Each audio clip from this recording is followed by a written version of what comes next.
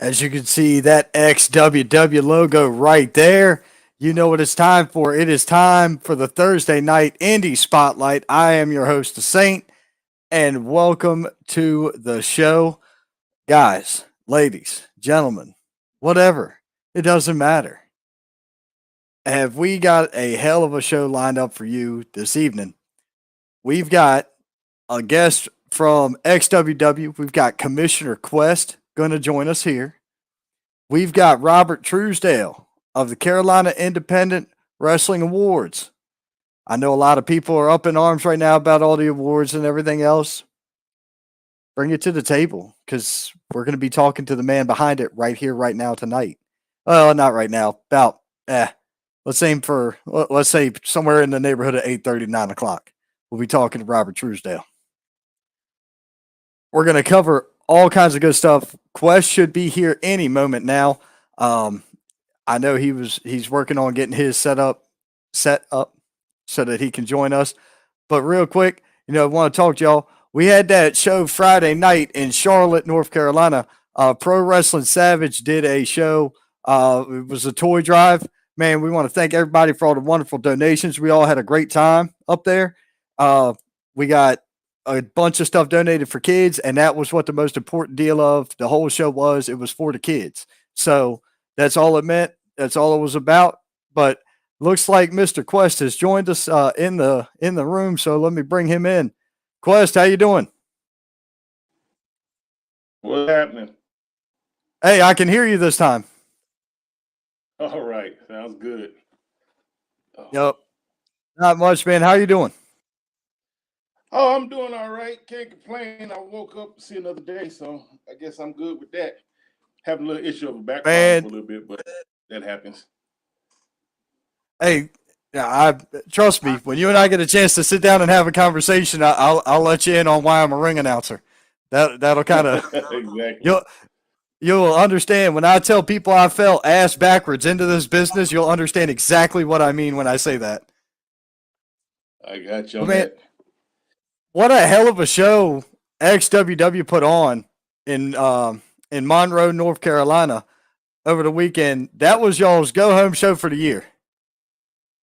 Yeah. That caps off the end of the year and starts us into the next season pretty much on a high note. And look, this season, that Winter Bash show, my God, it was off the chain. Dude, I had a hard time staying as an announcer. I wanted to be a fan so bad, and a lot of it. Yeah, I got caught in a couple moments like that. I'm supposed to be calling the shots, and I was too busy running around trying to catch the action myself. It happens like that sometimes. Or you got to get the hell out of the way so you don't get your ass creamed. When they get thrown into us. Yeah, that was crazy. Yeah, they was gonna tear the roof off the place. I mean, it was in the making for one whole year. And so all that it just accumulated to that one hell of a show. And hats off to Madman Fulton and Bosworth. They put on the show. Right on. Well, let's go ahead and get this going. Let's see here. I think I got these. Nope. I got the match here somewhere. There it is. There's the first matchup of the night. We had the tie-dye Sunrise James Johnson going up against Elijah Proctor. Yeah. James Johnson is, he's making his way around. This year was my first year actually to get acquainted with him and something. He's a phenomenal wrestler. And then we got, Elijah Proctor and his Lost, which is still to this day confuses me. So, but Elijah Proctor became our internet champion because he cashed in the virus a few months back. It was like, almost like our is our version of the Money in the Bank. Where once you get the virus, you can actually cash that in for any title except the world title. And he cashed that in, and since then he's been on a run. Wow. I mean, I've been around both these guys for at least the last year. And James Johnson, I've seen him everywhere you can imagine. North Carolina, South Carolina, I've seen him everywhere. He's, like you said, he's a fantastic wrestler. In my opinion, he's one of the best in the area to work with. Proctor is Yeah. a up and comer. He is a young upstart. He's got a hell of a look. He's got a good move set. Uh, and he's got a hell of a character. Yeah, well, Elijah Proctor, he's between him and his guys, he's got a little stable of guys with him. That I'm still trying to figure out. I don't know this Jackson Sane character. He shows up at every pay-per-view and sort of bails Elijah out, and then they've recruited our former hardcore champion, Thomas Extreme, and then they got Sephiroth running around with him. So I mean, I don't know who's worse, them or Money Enterprise, because they're just like a bunch of cockroaches. They just come out from nowhere to just bug you. Gotcha. Jackson saying, I'll put it to you like this. If if there was one person that you didn't want on your bad side, it's him. So I'm just going to tell you, Jackson Sane is that guy. Well, I believe you because he's one guy I don't even want my promotion, but he keeps showing up. Pretty Oh soon I'm gonna have to put Jesus! him to work. Hey, look, there you go, there you go. I'm going to tell you one thing: he ain't afraid of it. I've seen that Yeah, on more than one occasion. Let's yeah, see definitely a here. hard character. How do I not have? I don't have the tag team match up here. Damn Oh, it! tag team match. Yeah, the tag team title match, the Yeah, XWW we had Tag the Team other Championship guys. match. Yep, those the other Right, guys right. It was the versus other guys Cam and versus Jordan. and Jordan Hope. Yeah. Yep. Now, see, I have a little something invested in this match. For months, you have Cam Jackson and Jordan Hope, uh, two phenomenal athletes. I can't say enough about them. And Jordan Holt's first, when he made his debut at XWW, he didn't start off on the right foot. He had a long L streak going on. But I saw the potential in him because he is a phenomenal wrestler. Like he's just, he's just that guy. And we already know the other guy, Cam Jackson, who was just a phenomenal personality, great wrestler, and all that. And so it was my thing that I get these two together, and maybe something great to come out of this. So I've been putting them through therapy sessions, and at the time it was basically, I was trying to set something up, so they can actually challenge for the tag team title, so they can actually go against at the time the Heat Seekers. But you have the flip side of this. Things change. The other guys come in, and the other guys, they're so unorthodox, but it works. They're so phenomenal together. And when they claim those tag titles, hey, I was like, look, this is something in the making to be a good match. Right.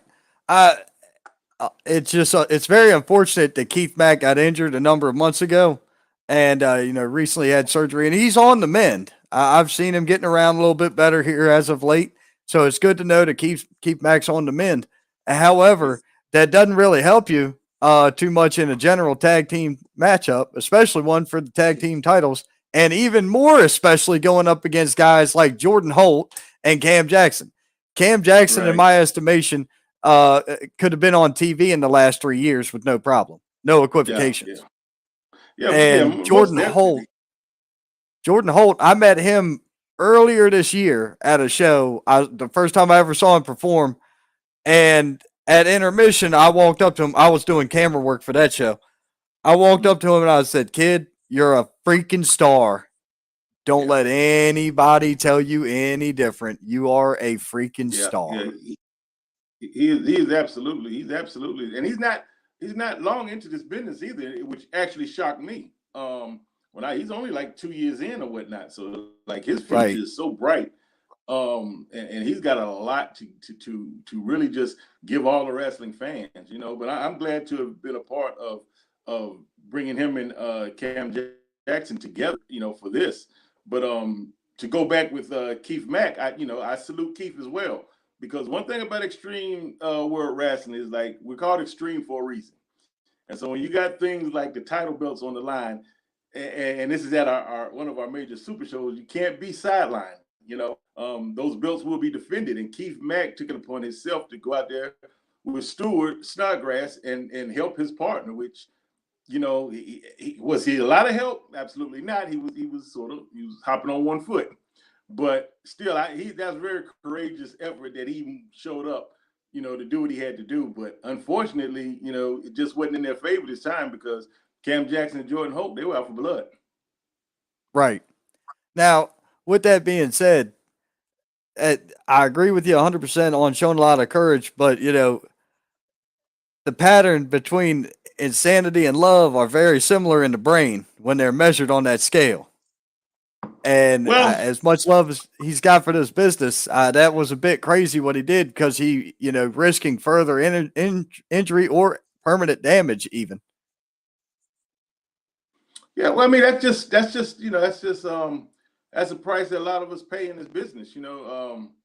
It's not made out for everybody. A lot of people don't think, hey, this business, it can end you. It can end like your livelihood and your way of life afterwards. And these guys know they know what's at stake when they get in that ring, and they know, what they're putting. That's why these shows are, phenomenal, and they give you 100% regardless. But Stuart Snodgrass is the smart guy out the group. I'm not gonna say so much. Keith Mack is more the party guy, so maybe that had something to do with it. Why he wasn't really thinking brightly about that. He's not the smartest one out the group.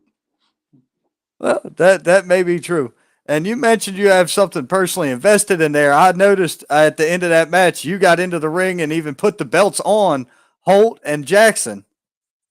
Yeah, listen, people don't know what goes on behind the scenes. And look, I invested a lot of money. Like I said, ever since Jordan Holt came to XWW, I saw the potential in him. Cam Jackson, he was the one-time internet champion. And to be honest with you, I think he's the biggest personality that we have in our locker room. Like, he will take over a scene in a minute. So, it was hard because both of them have egos. I mean, the egos grow out of the business. So I invest a lot of money. Like, I put those guys through therapy. This is real therapy. They had to go to session and actually sit down and discuss their issues. And I think that made them a better cohesive unit. And yes, now, I take all claims for that. Now, you mentioned Cam Jackson's personality and stealing a scene. I'm gonna tell you what, the Thanksgiving show, when you at the very beginning of it, when Cam Jackson's talking about, I get to watch the turkey, and I was like, well, I'm hooked. I'm watching this. So, and I watched the show because of that. Because of that one scene with Cam in it, I was like, I'm in. Yeah, I would say, Cam. I mean, what else can you say? And those that don't know who Cam is, which I have no idea why they wouldn't right now. You can check him out on all our streams, all our podcasts, because he's actually a co-host with me on my podcast, The Asylum. He's also co-hosting Bumps and Brews, and he has his own thing called the Vlog Gimmick. And you can see all of that, on ExtremeTVOnline.com. But yeah, right. He's definitely a character.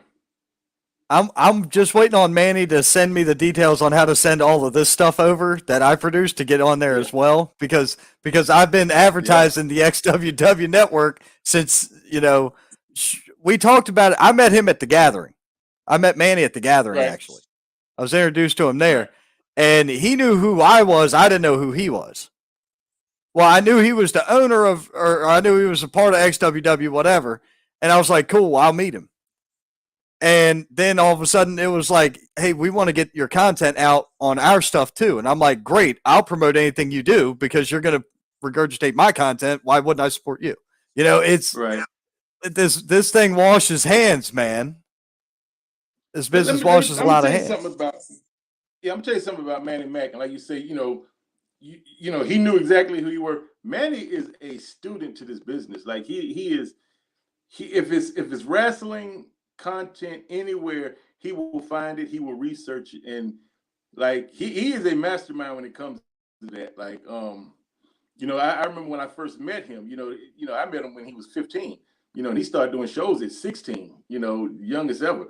But even at like 15 years old, when I first met him, he was regurgitating and telling me about people I've never heard of, people over, Japanese over overseas, like all these feds, he knew every fed.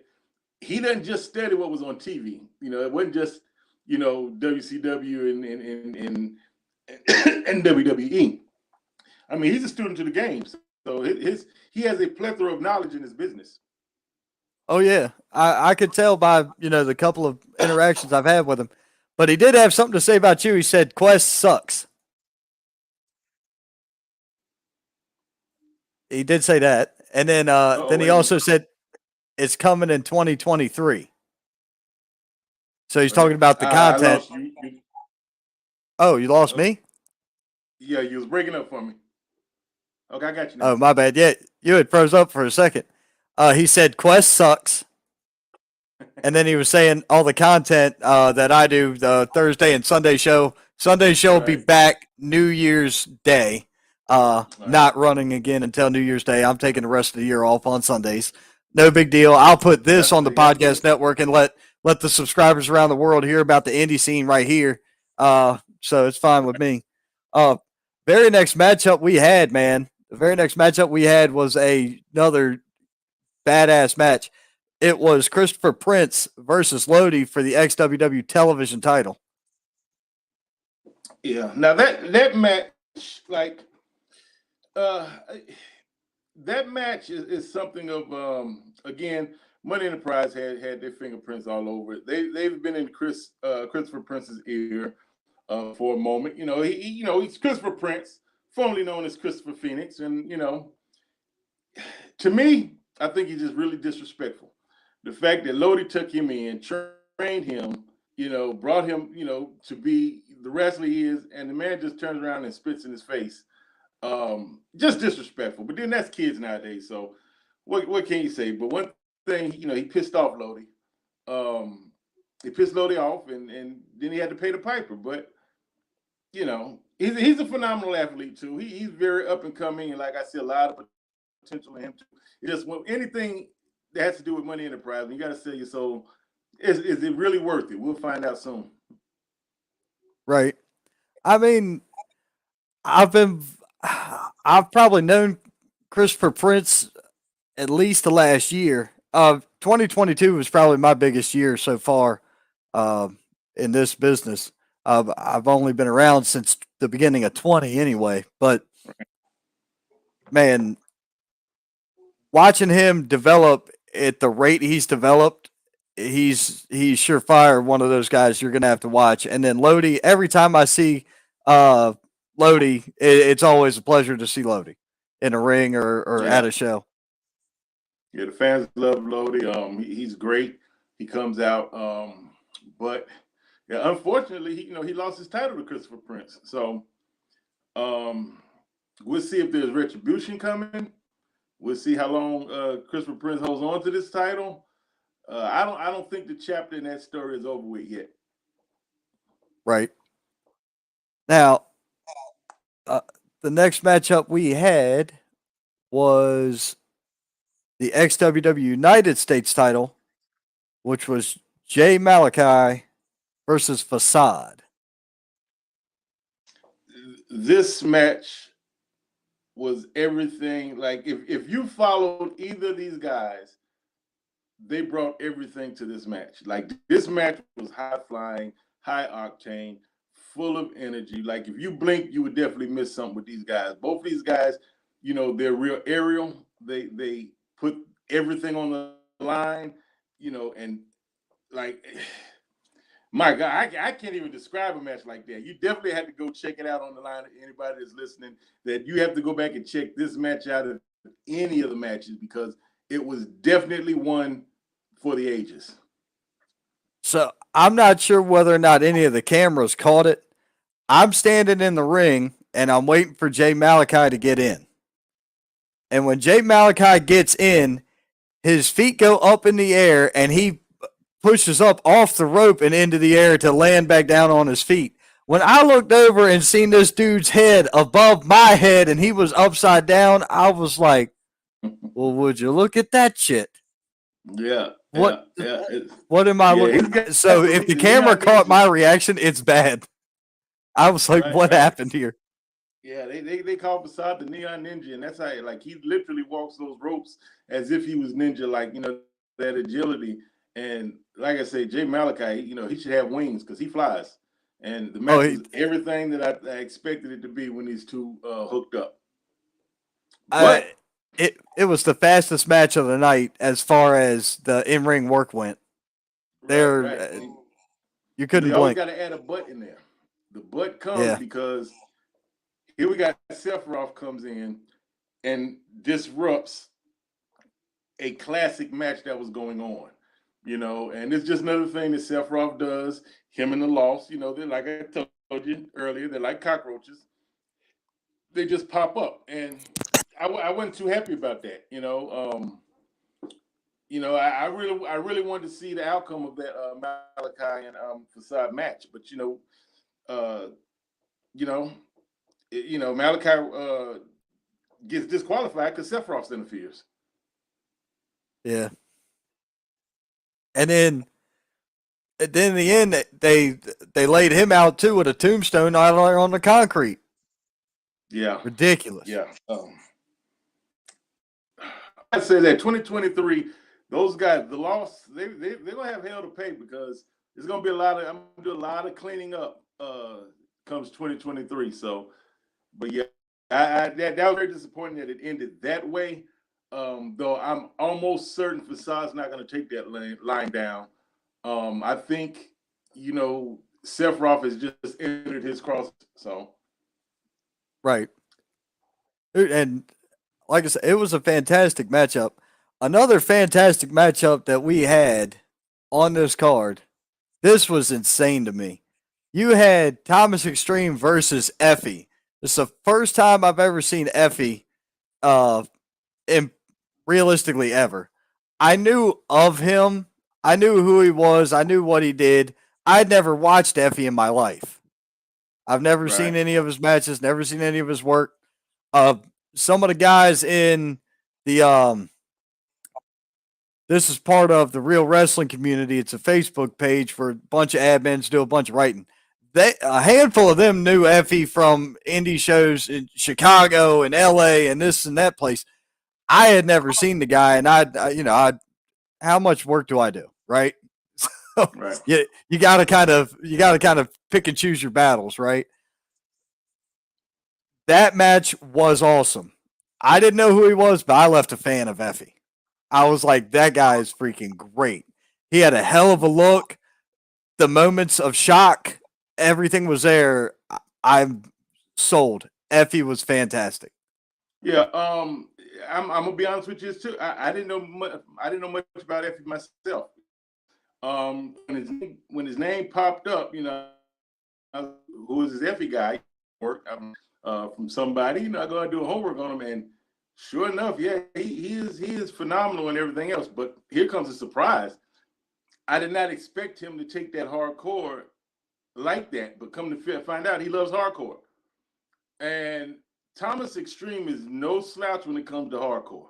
Um, No, his name says it all. Thomas is definitely extreme, but Effie he took it that much higher with him. Like actually, and he took the title. He's his first debut at XWW comes out title champion. He is our hardcore champion. So I mean, hats off to Effie. Like I'm just no, I can't wait to see everything that he's gonna give us. I agree with that. Now, we got to talk about a spot in that matchup. Effie picks up these glass Christmas ornaments, sets them on top of Thomas Extreme's head, and busts him over the head with a damn kitchen cake pan or something, a baking sheet, and Yeah, shattered glass all over the ring. yeah, So yeah. after the match, we're all trying to clean this up. Somehow, magically on the concrete, there is one whole Christmas ornament that has not been broken at all. I'm over there trying to help clean up because I'm like, man, I ain't gonna leave this all on the refs. I'm here too. I'll help. Well, I pick up that glass ornament and I'm like, what the hell am I supposed to? Here, man, hold this. I just handed it to a fan. I'm like, here, dude, hold this for me. And I completely forgot about it. I was just Yeah, like, yeah. who cares? Keep going. Yeah, yeah. Thomas, he wasn't too happy with the ornaments. He messaged me on Facebook and they wanted to blame me for he's picking glass and out of his skin. But hey, that's what hardcore is, you know. And I don't know if he's crying because of glass, he's just crying because he lost. I think it's more the latter. But Yep. yeah, that was a great match. More than likely, it definitely was. I had a great time with that match. Like I say, I didn't know Effie, became a fan. I've known Thomas Extreme. I met him earlier this year as well. One of workhorse. That's the only word that you need to describe that kid is workhorse. Yeah. Because he don't care where he is, he don't care what it is. He'll put that work in. Thomas Extreme is that dude. Yeah, yeah. I mean, we don't see eye to eye on a lot of things, but one thing I would never deny that man is that he does work. He is a hard worker, like, and that's everywhere you go. Like that's all over the Carolinas and wherever. Like, I mean, just to have him on the show, you got a good worker. Like he's definitely he's there beforehand. You know, he'll help out the crew to set up. He'll help break down, but with all that, him being such a good guy, I have no idea why he aligned himself with Elijah Proctor, Sephiroth, and just Jackson Sane. Like, yeah, it's very weird. Sense. I think he got dropped on his head one too many times. That's quite possible. I mean, you talk about setup and teardown. I was there for setup and I had to leave at teardown. I had to get up at 5 o'clock the next morning, and I didn't get home till almost 1. So it was it was par for the course for me for the last about 6 months, though. Anyway, for about 3 hours of sleep on average a night. So it is what it is. Next matchup we had. Yeah, I try to explain it to my kids. I'll get all the sleep I need when I'm dead. But yeah, but my kids don't want to hear that. They're too little. So right. All right. Now the poster for this matchup is 100% wrong. It says Mitch Robertson and a mystery partner versus Murph Mancini and Woo. This did not happen that way in any way, shape, or form. This ended up being yeah. Now, what happened was Mitch, he came down with something. I hope it wasn't the flu or corona, but he was real sick. So he wasn't able to make it. Right. But we had a Spencer Ash who has been climbing up our on our take notice meter in XWW. So I figured, hey, let's give him a shot. And we put him up against Murph Mancini. Now, was that smart on my part? Probably not. I mean, the kid gave up at least 200 pounds to Murph because Murph is tipping the scales at like 400, any day now. But Murph pretty much put in the work, but then you got Woo. So I'm like, well, hell, if Woo wants to come out and have a good time, let's make it a party. Because then we had Johnny Swinger. He decided to pay us a visit on our last show of the year. And, we've had Johnny Swinger before. Fan favorite again. So he came in sort of to even the scales. But we also have another guy. He's been in XWW for, not a lot of times, but he's been through, he's no stranger to XWW, but Uriah. And Uriah had told me earlier he was sending me cryptic messages all through Facebook and just finally say, oh, he's going to crash the party. I didn't expect that he was going to do it, but he did it. So one thing about the commissioner, he's not going to let nobody crash his party. So we made it a bigger party. So we kept it going because none other than Rob Killjoy was in the back. He jumps in. So, you know what, let's take this on to a 3-way. And it was a lot of butt kickings going on. It was a great match. So I like the turnout. It's unfortunate that Mitch Robinson wasn't there. We'll catch him on the next one. Hope he's getting better and healed up and everything else. But, it turned out to be a 6-way, and I was going to let that happen. Right.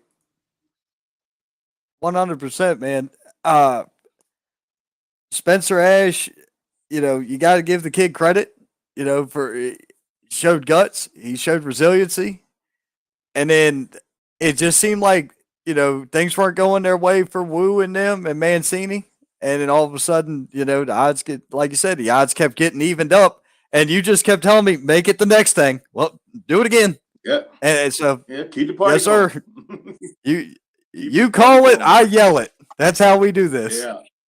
The promoter or the producer tells me what to say, and I say that. But Right. some of these guys don't get it.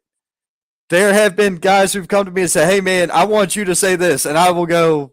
The promoter approves it. You got it, no problem. But the people who pay me are going to approve anything I do because I'm not playing with this. I do. There's a reason I'm where I'm at. You gotta love wrestling though, because you got a locker room I full of do. egos. It's nothing but alpha males everywhere, but you gotta love it. Oh, it's a blast. It is an absolute blast. This matchup was awesome. We had Dynamite Danny Moe versus Savannah Evans for the XWW Women's title. Now, it's no secret. I'm a Danny Moe fan. Danny she's creeping up on close to a year now with that title. She's gone up against a lot of good opponents. However, I don't think she's ever seen someone with the likes of Savannah Evans, because Savannah Evans, she's that girl. She is the woman, and she's a beast of a woman at that. It's a different style that Danny Moe had to go up against. She's used to, people either just want to talk her out of her game or they want to be but she's always been the most athletic out of everybody she's faced. So this was an interesting matchup. You got agility versus, strength and power. And at one point in time, like, Savannah was really putting a whooping on Danny, and I don't think she's had a match like this since she's been here with us. I don't either. I thought it was a hell of a contest back and forth. You could see the strength advantage for Savannah throughout, but in the end, the speed and the technical prowess of Danny Moe just Right. kept her in the belt, man. Kept that title around her waist. And I mean, like, the more matches and more defense that she has, you gain experience through that. And her experience was to look for that opening that Savannah Evans gave it. And as soon as it was there, she took it and was able to retain her title. Right. Let's see here right now. And the main event for the evening was the main event monster Fulton versus the Carb Killer Bosworth for the XWW handicap or heavyweight title. And I said handicap, but I meant to say Manny Mac was handcuffed to ringside. Yes. I read too much at one time. Yeah. Well, see, that matchup comes out because, like I said, it's no secret, what Money Enterprise does, how they interact, and actually how they were, able to keep hold of the gold, which, Bosworth has proven that he's a stud of a wrestler himself. I couldn't understand it when he aligned himself with the Money Enterprise. But then, if we're going to break it down, let's break it all the way down. We're going to go back about 2 years.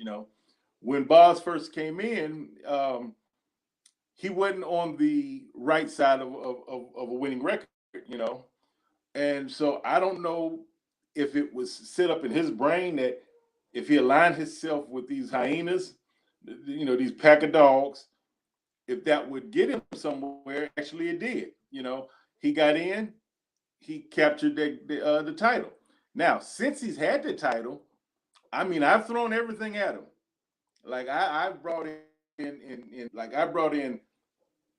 international stars, every kind of star I could, and Bosworth has proven that he is a champion. He has defeated him. However, enter Madman Fulton. I think they were in fear of actually losing that because I've never seen this in wrestling before, but they actually tranquilized Madman Fulton. I mean, they hit him with a blow dart, and so that sort of saved Bosworth's title, but that lit a fuse, and those two were going at it, and it's been a year in the making. Like I said, they absolutely hate each other, absolutely. But Man, I knew they was going to tear it up. They almost tore the arena down just on the contract signing. So I'm like, if they did that in a contract sign, imagine when this is official. And my gosh, they showed and proved. Oh, they destroyed the barricades that guard the fans from the action. They destroyed a merch table full of merch. I think it was Fulton's merch at that. So I hope his envelope was stacked with enough to cover all of his lost money on that. He jumped off the damn dude. I wasn't going to pull up this one video, but I've got a video of this. I've got a video of this.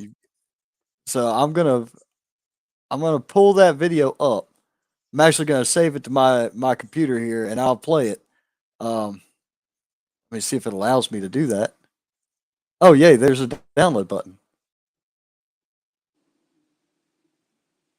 That's good. I wasn't gonna do it. That's why I didn't have it until now. But we're gonna pull this up right here, right now. Y'all check this out.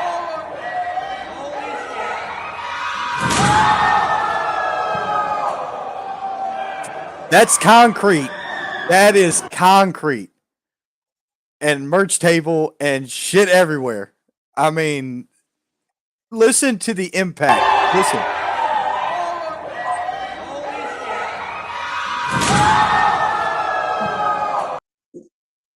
God bless, man. Yeah, those two dudes went on top of an 8-foot vending machine, dropping an elbow. That was beautiful.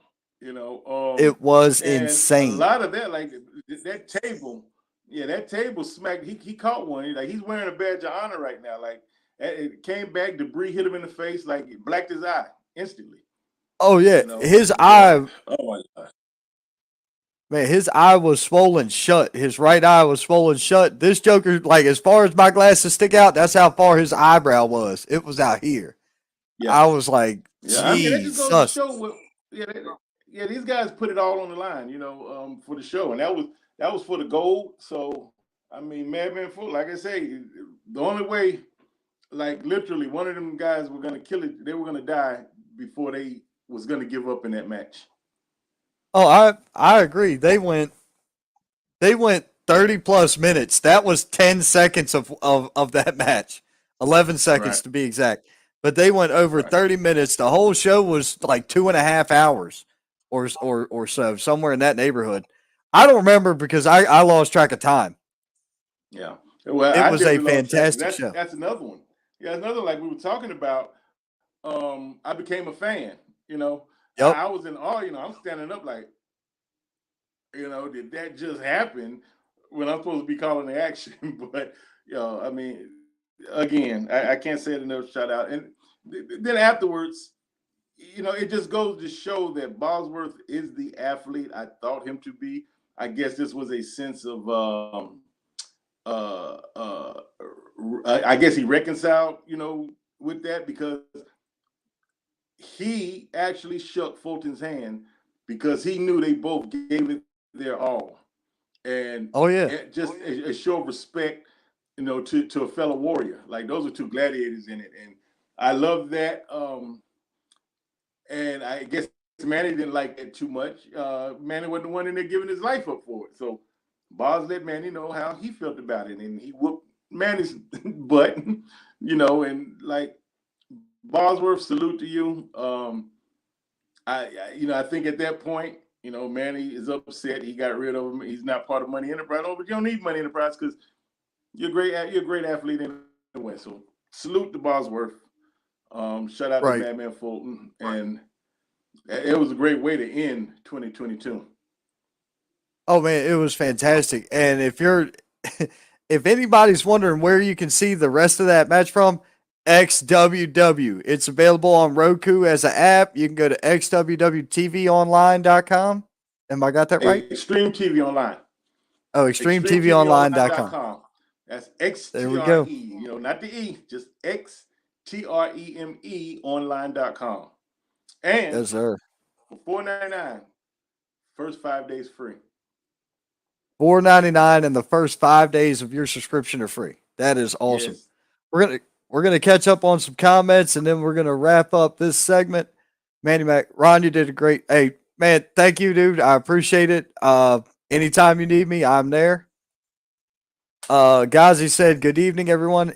Oh, Ghazi also said, "You haven't thrown a Ghazi at him yet." This kid's Oh, okay. another hardcore. This dude's another hardcore guy. Fairly confident he knows Thomas Extreme and a couple of those other cats that you guys are familiar with in the North Carolina market. Oh, I'm gonna have to take notes. A Ghazi, huh? All right. Yep. Well, I'll put him on my checkout list. I've seen the kid work a couple of shows, a couple of matches, one of them in which, including he was hurt, and you wouldn't have known he was hurt. Who is that? Ghazi. Oh, okay. I don't remember hip fracture or some shit. It was something to do with his hip. It was something to do with his hips. I think. And dude, he still moved like it was still nature. It was still on. Yeah, who But he wrestled for? he's wrestled. I've seen him wrestle for High Velocity a couple times. I know he wrestles for Urban. Is it Urban Combat up there in like Hendersonville area, Asheville or something? Yeah. Okay. He's wrestled for them. He's wrestled for High Velocity in Marion and Black Mountain. That's where I've seen him at. Man, you'd have to ask him. Oh, never mind. He meant literally throw him at the opponent, as in pick him up and throw him at somebody. I like his mindset already. Dude, he's batshit crazy, and he will fit up. He'll fit right in. I promise you that. Urban Combat Wrestling in Asheville. That's where else he wrestles. So yeah, he has wrestled in North Carolina a good bit. Oh Christ, he's taking notes. Always. I learned that. Hey man, look. There's a lot of them. We can do this for days. I promise you, you and I can do this for days. Well, I say, like, come 2023, we're going to be bringing a lot of new talent in as well. Like, we're really looking to expand, and like what people like. I mean, there's a lot of great feds out here, but I think I might be a little biased in saying this, but we have a platform that like it gives people exposure. Like our platform is phenomenal. Like I say, we've got everything. We've got wrestling feds, we've got wrestling shows, we have content, we have podcasts. Like our platform is huge. So to be a part of XWW is definitely a plus that you can put on your resume when you're trying to move forward and get seen. So, right. Just want to throw that out there. It was a hip dislocated that he was wrestling with. The first time I ever saw him work. And I didn't know he was hurt until later in the night. Right. He didn't tell nobody anything. He didn't tell a soul. And see that's the thing. Like when we're as athletes, we're in that ring, and like some things happen. That adrenaline is pumping. Like, and when it's not right, but I think it was the phrase in the circus, the show must go on. No different with us, in our business, the show must go on. And a lot of guys should stop a match, they would rather die in that ring before they give up on the product. Right. I can tell you one thing. It was a badass show for anybody that didn't get the opportunity to see it. You can go pay you can go pay that $5 a month to go watch it. $4.99. $5 a month to go watch it. It's $4.99. They get a 1 cent discount, Ron. They get a 1 cent discount. Okay, for $4.99. Yeah. First 5 days free. Well, maybe you'll get to see that show in your first 5 days, but I promise you this: you're not going to want to turn it off because there's a ton of content there. I take that back. The promoter knew, and we agreed that the show must go on. See, there you go. Yeah. But either way, man, that show was awesome. I was happy as hell, honored to be a part of it. Thank you guys for having me. I greatly appreciated being there and being able to participate. I know you keep bringing up 2023 is going to be huge. what all do you have that you're willing to talk about in 2023? Well, one thing I definitely want to discuss we're with our producers now. We're actually talking about a show, Extreme Enough. We're gonna give some young wrestlers a chance to actually, see if they have what it takes to be part of the XWW promotion. So we just, just that's a little teaser out there with that one.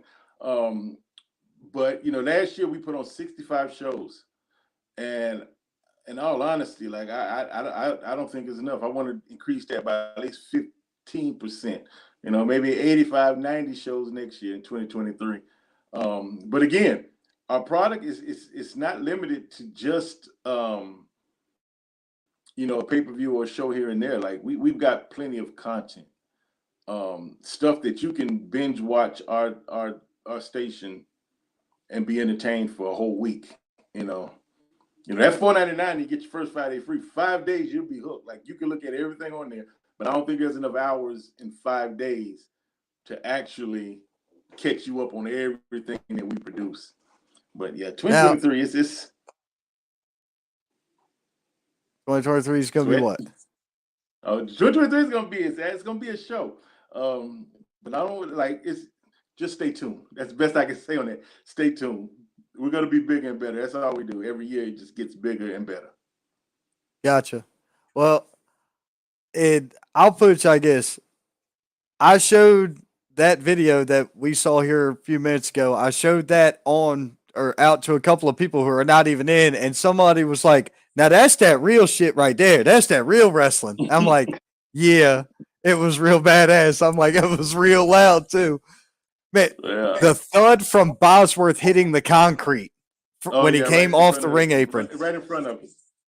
Right in front of us. Oh, God. I was like, there goes a broken hip. Threw my back out. Yeah, I think that's what threw my back out. Like, he hit so hard. I was like, oh, my God. Man, it was not a good night at the office. I bet you both them dudes were tired. Well, sir, I am not going to take up any more of your time this evening. I greatly appreciate you being here. Yo, thank you for having me. It was a pleasure. Hope to be back. Oh, of course, and we will see more. We will see more of XWW. We will see more of you guys definitely further down the road as we continue this further. And you know what? Hey, everybody wants it to be bigger and better in 2023. So many people out there have said we need to walk in real slow and knock on the door and not make no sudden movements. To hell with that. 2023, I'm kicking the door off the hinges and I'm going nonstop till I can't stop. Exactly. That's the only way to do it. You only get one life to live it. The people say, they say, oh, you only live once. Yeah, no, you only die once. You're living once. Yep. You live the whole time. You die once. That's right. Yeah. All right, sir. Well, once again, thank you, ladies and gentlemen, the Commissioner, XWW Kwest. All right, man. What a fantastic interview that was. So honored to be joined by Kwest from XWW. At this time, ladies and gentlemen, welcome our second guest. We're moving on to the next segment, Mr. Robert Truesdale. How you doing, sir? Hey, good evening, Ron. How are you, sir? Another day in paradise. What is up, my friend? Oh, I'm just relaxing here. We are finally in the holiday break. Not looking forward to anything other than being able to relax and spend time with family here for a couple days, and hopefully, just to enjoy some time away from stuff here and getting to sleep late. But unfortunately, the weather's not going to be too great here the next couple days, but we're going to have some good coffee, some good soup, and some good time with family, and maybe get some wrestling in there too. You never know. Yeah, not this weekend. Not this weekend. Not for me. Well, just more watching. I say, like, I got to catch up on some NXT stuff here because I've been the timing of some of the premium live events has really coincided with other stuff that I've had going on. So I've got a few stacked up that I haven't been able to see, and in some cases just bits and pieces of some of these shows. So I've got some stuff waiting in the wings I need to catch up on. Right.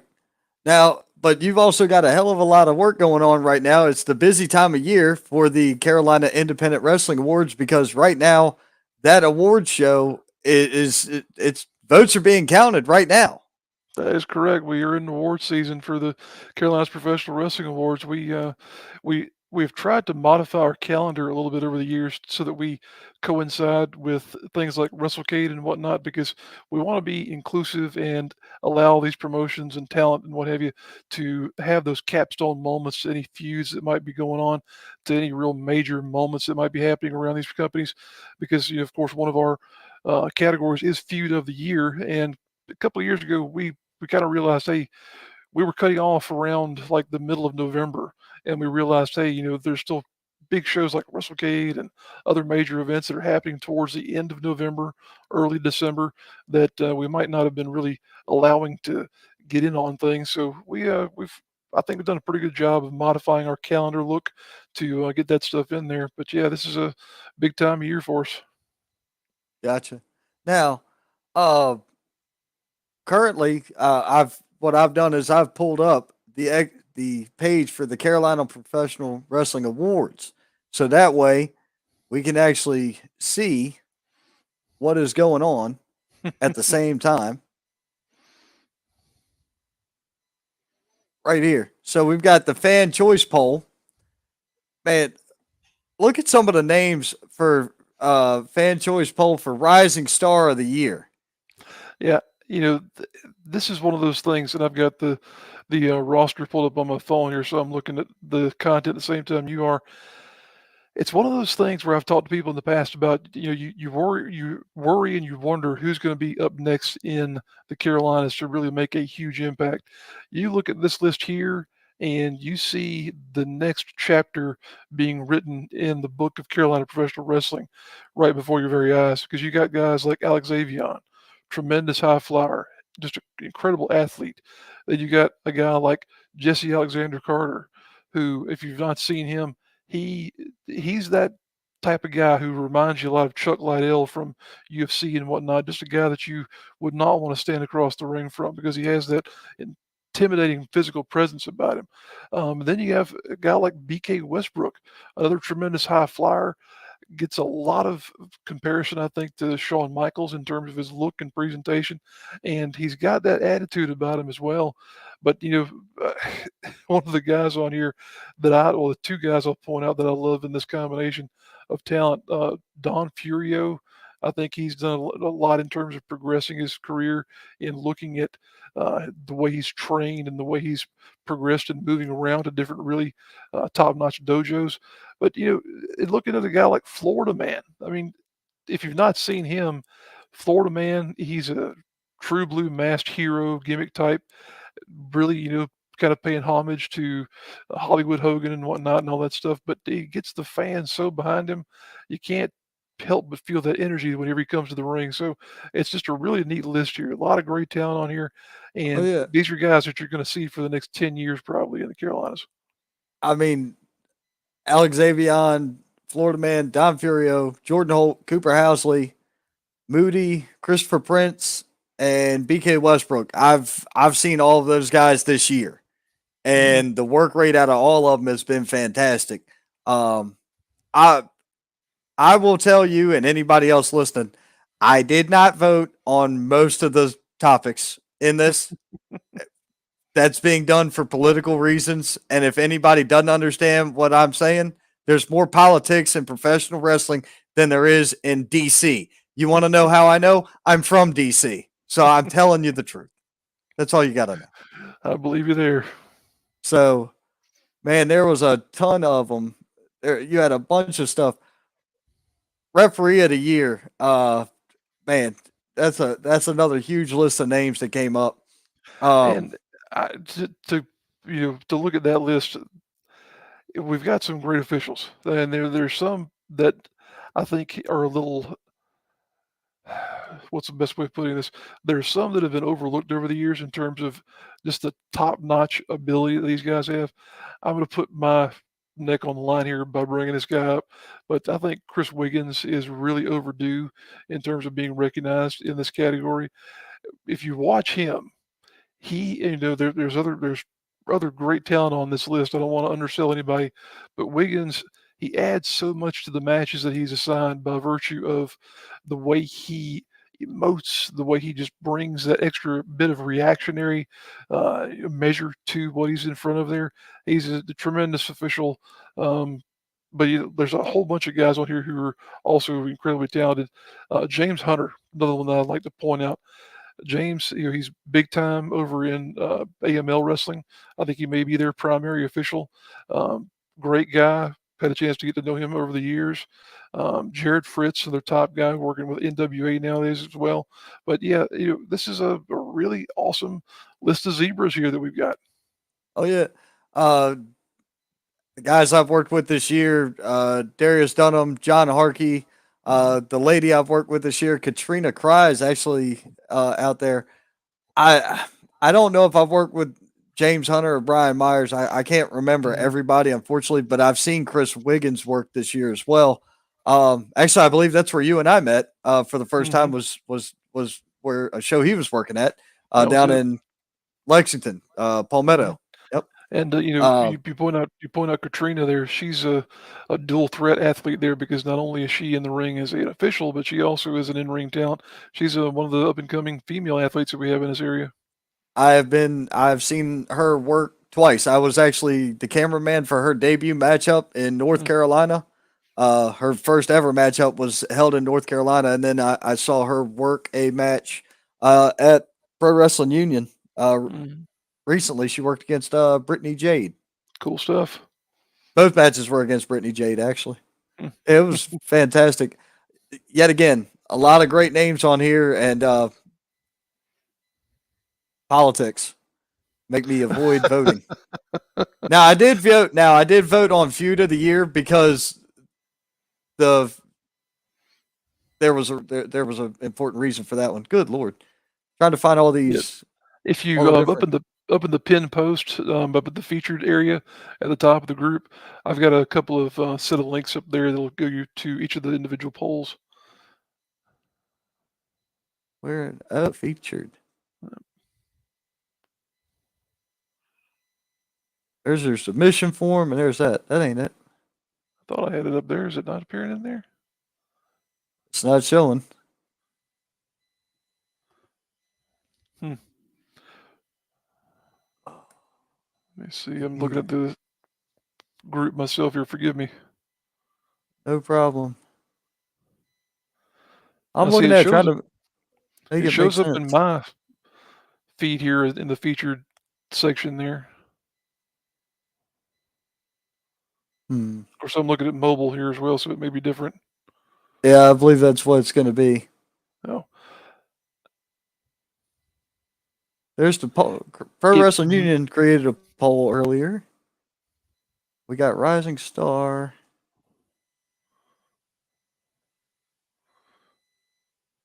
Tell you what, I can probably send you a. No, you got it, or you want me?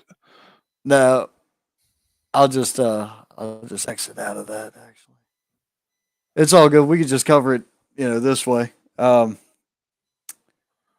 just cover it from mobile because it's going to have to be what it is tonight. Actually, I think I could. Let me see if I can send you a link to this post here, and then we can go from there. Maybe. Gotta love technology. Hey, you try to do things on the fly as much as you can. See if that'll open for you.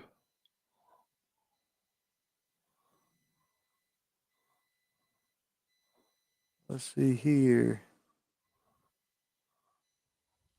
Okay, yeah, it's got all of them. All right. Yep. Let's see. We already did. Yeah, we talked about Rising Star and Referee. Yeah, we did Rising Star and Referee. So now we will do Wrestler of the Year, which has got a huge list of names. I don't have a big enough screen for all these names. That was one of the criticisms that we got here in terms of the number of talents that were brought up in that category. But, you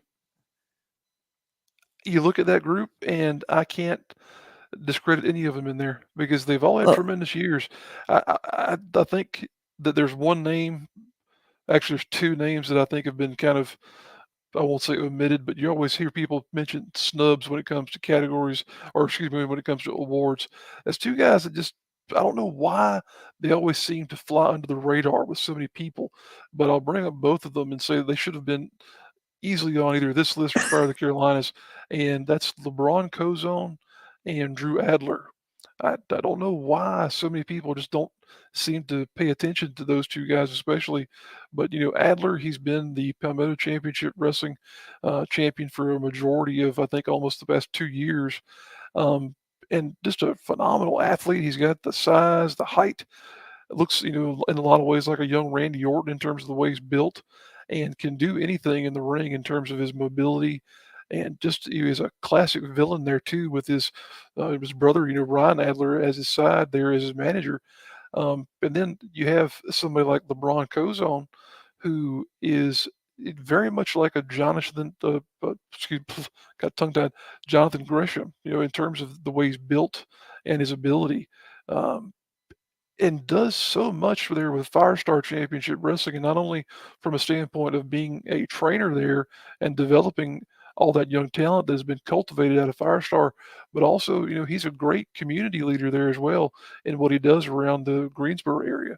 So those are two guys that I wish would have been involved here in some way, shape, or form. But the list overall, gosh, I mean, you look at guys like Sean Legacy, Zuka King, Drew Hood, Lucky Ali. I mean, I tell people all the time how fortunate we are to have the talent we do. You look at this list and you say, okay, well, I can spend $10 or $15 and go to a show where these guys are going to be on it. Great value there, It's just it's amazing to me to see this kind of talent. Oh, I agree entirely. Uh, the list of names you got on here: NWA's Kerry Morton, Sean Mhm. Legacy got signed to what? Noah. He got signed to Noah this year. He did. Uh, I'm not sure when he's going to be leaving to go over there, but he did get an opportunity to go to Japan. Patrick Scott, White Mike, Josh Powers. I've never seen Noel work. Jake Jacobs, I've been around him. Zuka King and Drew Hood are both phenomenal talent in this Mhm. region. Rayhan Ignatius, yet another guy I haven't got to see in person. Um, Chase Emery. The guy's been, he was unfortunately sidelined for most of the year, but he was on track to be the belt collector for the region. Oh yeah, and And that's no doubt about it. he's made a big comeback here. I think he's going to have a big 2023. You mentioned Noel. Noel is a guy who is just a physical phenomenon. He's not quite 7 foot, but he's in that 6'10" area where it's just like you. I'm a big person, but you see a guy like that in person, and it's like, oh, you're something else there. But not only just a big guy, but a tremendous physical presence there. So he's got a lot in terms of marketability from that aspect, but he's very much developing his own here in terms of being that big monster type. So you got guys like him, Rayhan Anteas, as you were describing there as well, who were in that same monster kind of vibe. Josh Cutchall. I mean, Josh, uh, I've followed his career for quite a while here, and the thing about him that is so special to me is the variety that he brings in terms of those three different personalities that he has, and just going back and forth. It's crazy to see him perform. So another great name in there. Colby Carino is another one I've worked with this year. Mhm. Lucky Ali, I've been lucky to see him. Billy Brash, I haven't got to see this year. I don't know who Gustavo is, but I mean, He's with AML. He's one of their top guys up there. gotcha. That's that list of names is huge. Guys like Stuart Snodgrass, and look who's leading the pack is George South. Hmm. Yeah, you talk about legends in this business, number one, and then you talk about living legends, number two. Then there's It's George South. I tell you what, it's great to see the respect being shown to George, because if you look at what he's done this year, and you hate to encapsulate his entire career within one calendar year, but really and truly, what he's done in 2022 is just amazing. And not just the Nick Gage stuff and the deathmatch stuff, but continuing to have a legacy as a trainer, as a developer of talent, and someone who's had an incredible impact on the scene as a whole. I think George is just, he's such an incredible resource and an awesome individual as well. I always look forward to seeing his testimonies and rants that he kind of goes on his Facebook feed there. But it's always a great message though. So he's one that is really really just a treasure, I'll say, to have in the Carolinas. Well, that brings us to the female wrestler of the year. Mhm. Now, I did nominate somebody for this because I didn't know how the hell the nominations work, but you explained it to me after I realized that a couple of people that I nominated and things I nominated didn't end up on the list. I submitted mine through the Google Docs, thinking that was how we just told you in private what we, somebody from the outside or whatever wanted to bring somebody in, Yeah. Oh yeah. I But apologize for the confusion there, but yeah. yeah, no big Oh, deal. the list for female talent, this was the first time in a couple of years where it seemed like, Savannah Evans might not be the heir apparent. And she's still right there at the top in terms of the potential winners of the fans choice poll. But, I think people were, I'll say, misled is the wrong word, but they were a little misguided in thinking that the female category was more narrow than it actually is, because there's a lot of female talent that have begun to emerge in the Carolinas. You have, like we mentioned there a moment ago, Brittany Jade. She's one who's up and coming. Jada Stone, Jasmine Howe, Ella Envy. She's one half of the NWA Women's Tag Team Champions now. All these are people who cut their teeth here in the Carolinas. Caitlin Marie is another name that I'm a big fan of. Danny Moe. Not sure if people are really familiar with Danny outside of like XWW and Old School Championship Wrestling, because she's appeared in both of those promotions. She's, I believe, the women's champion for both of them currently, or may have been for XWW. Apologize if I'm wrong there. She is. Uh, She's current. She actually just defended against Savannah Evans that over the weekend. There you go. And you got a couple up and coming names on here as well, in the likes of Clara Paolo, Selena Rose. You hate to think of her as an up and coming uh, addition to this roster necessarily, but she's still, she's coming into her own, not only as a singles talent, but also involved with Daddy Daughter Dance there with James Johnson. So you got a very diverse list here and some great people to look forward to seeing as they grow and develop in the future. Oh, I 100% agree. I have seen about half of these ladies work in person, and I just give them all the award because everybody I've seen has earned it. That's probably the Mhm. negative when it comes to me is I see so much content out there, Mhm. right? That it becomes you don't want to choose over popularity, you want to choose over skill, but you also don't want to, you don't want biases in there. So Sure, sure.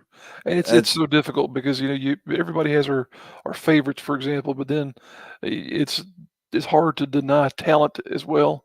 So it's just fun to debate stuff like this, because there's always going to be a fan favorite, but then there's going to be that individual who has such technical prowess and whatnot. They seem to outshine everybody else. So it's neat to look at stuff like that.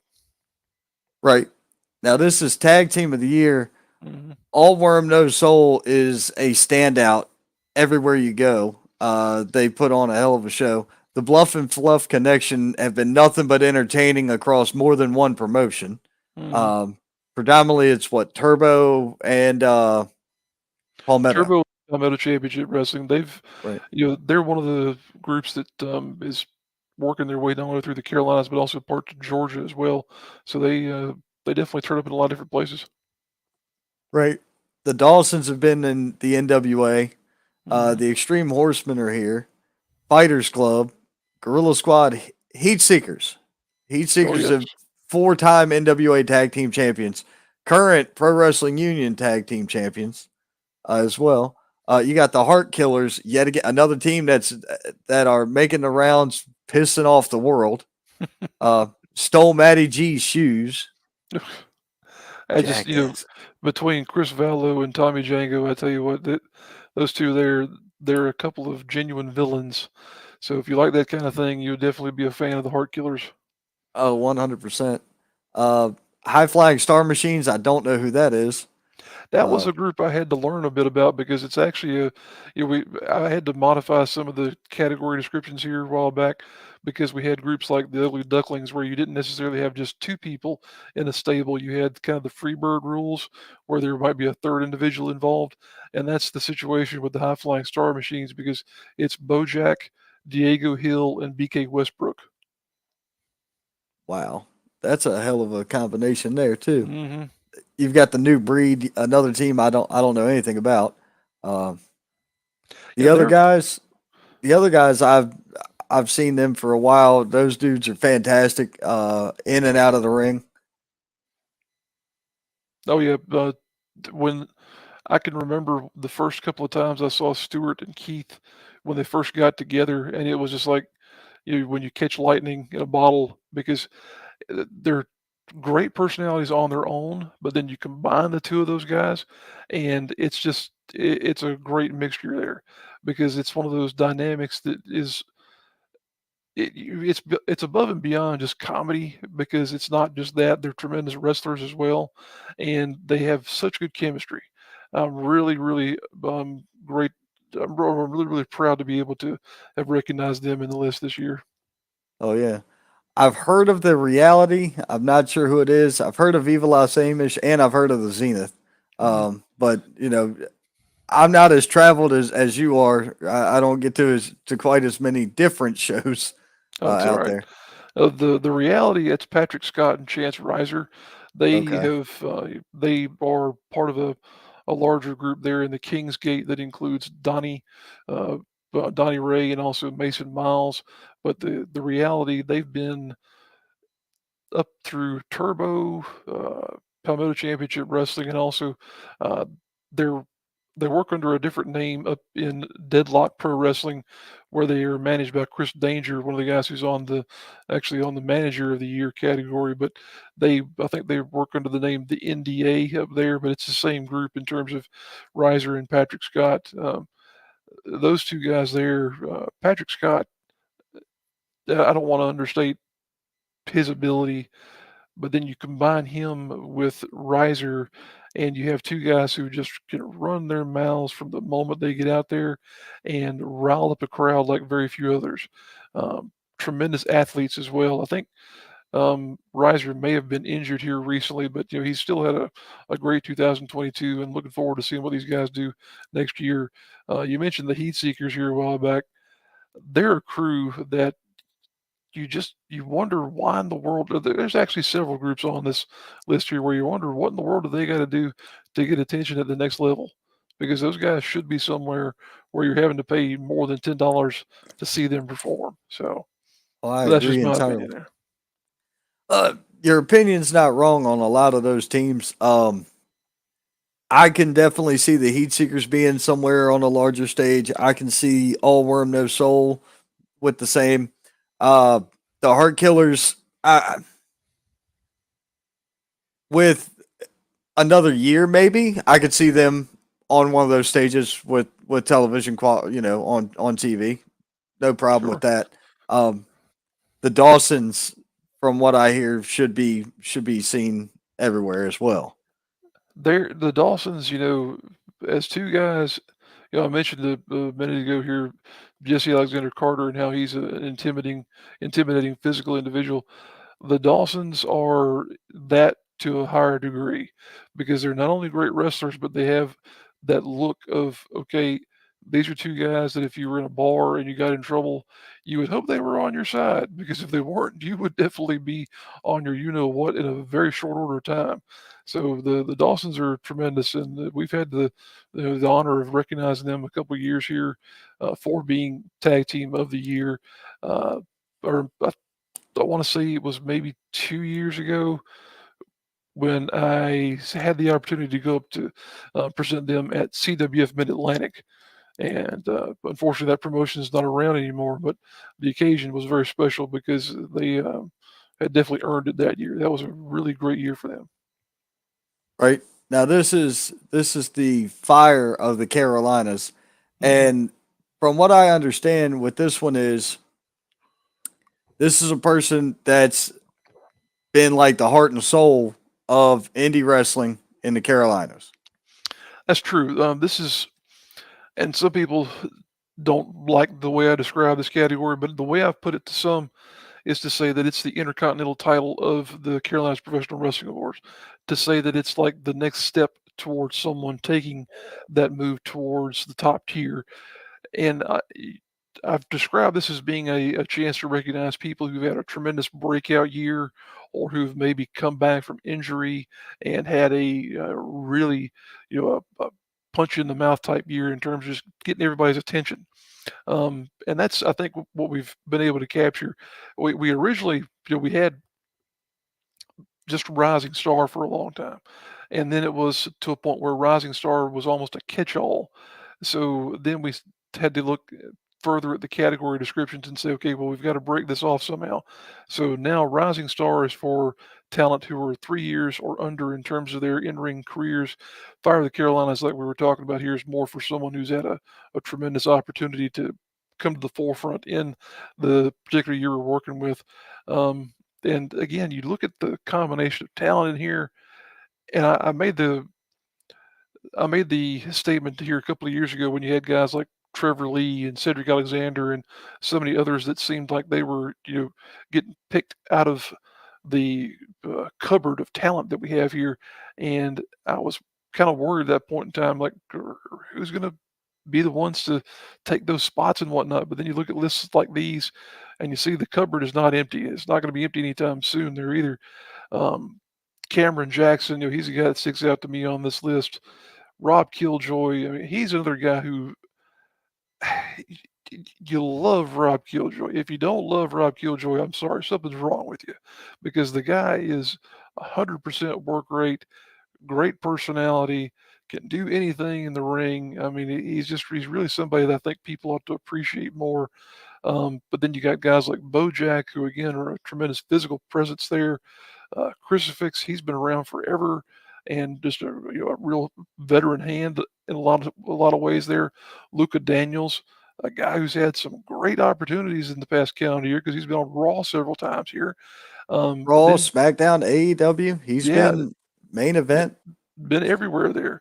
And Olivia Devine, it's great to have a female presence on this list because I had several female talents actually. They messaged and contacted me, and they were concerned because they were like, "Well, people have been bringing us up for Fire of the Carolinas, but is that for ladies?" And I had to tell them the way Fire of the Carolinas is structured, it could be anything. It could be tag team, could be female, could be a male wrestler. There's no limitations in terms of what could technically be nominated here. But then one I think is really due to be, we talked about Chris Vallow a minute ago, but Vallow's on a different level in terms of the villain aspect of things. But Mason Miles is a guy I've been a fan of for a very long time.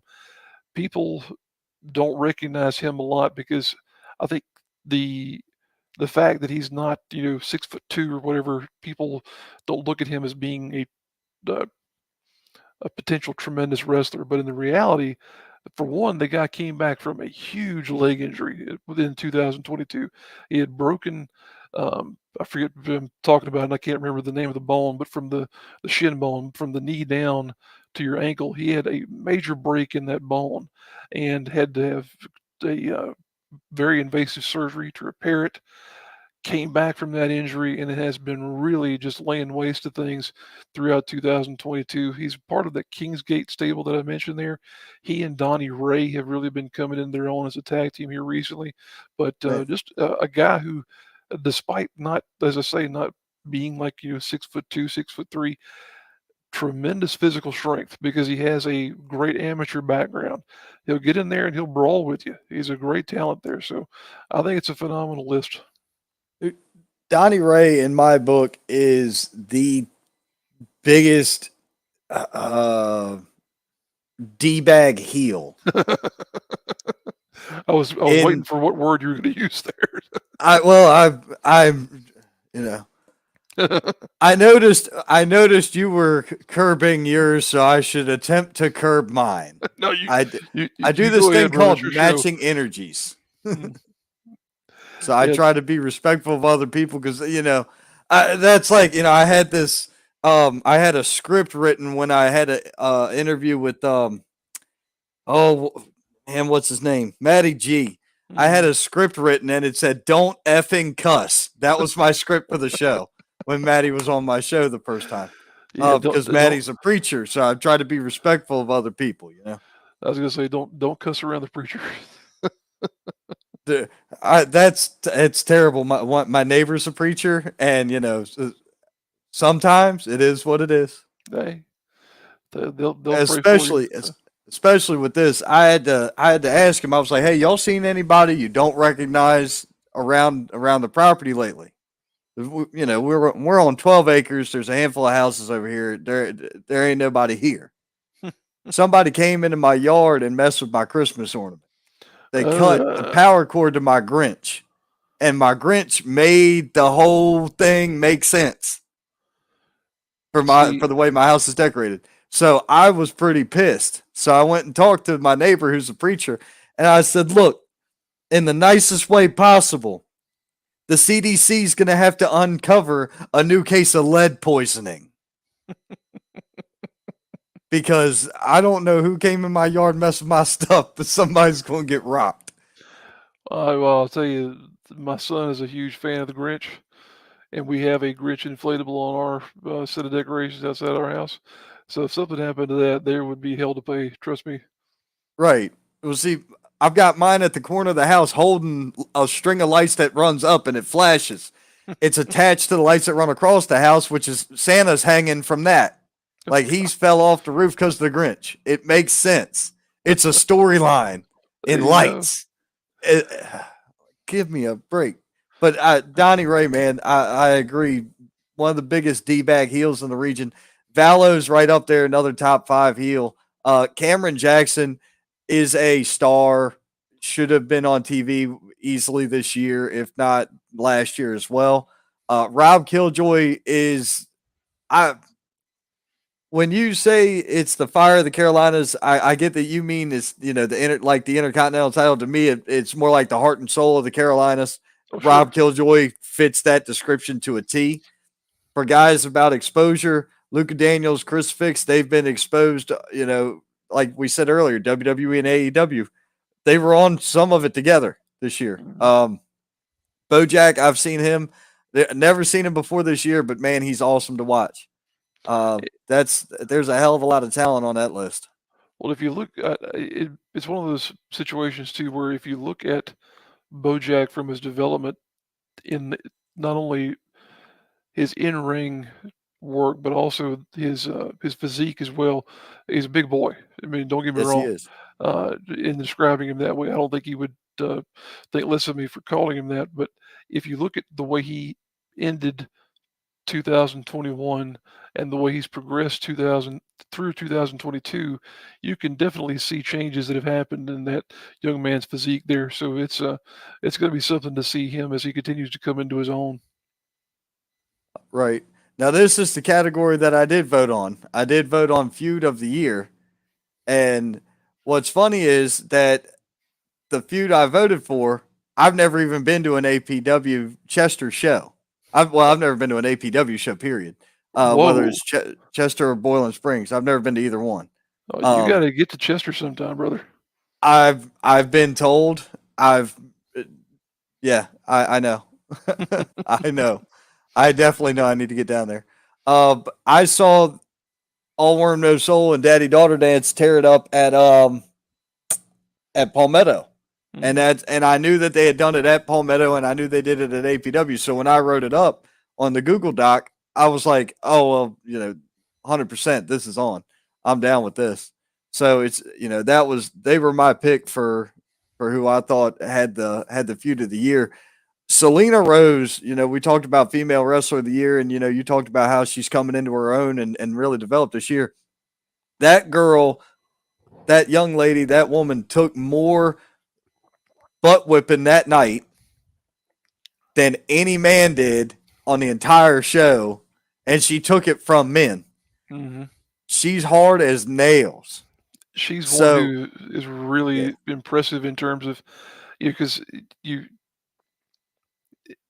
and this is a somewhat terrible thing to say, but you think of women as being, fragile and what have you, but then you have to remember these ladies are in there to fight. They came to fight. And Selena is one who likes to fight. So to see her being in there, mixing it up with men and whatnot, it shows that she's fearless.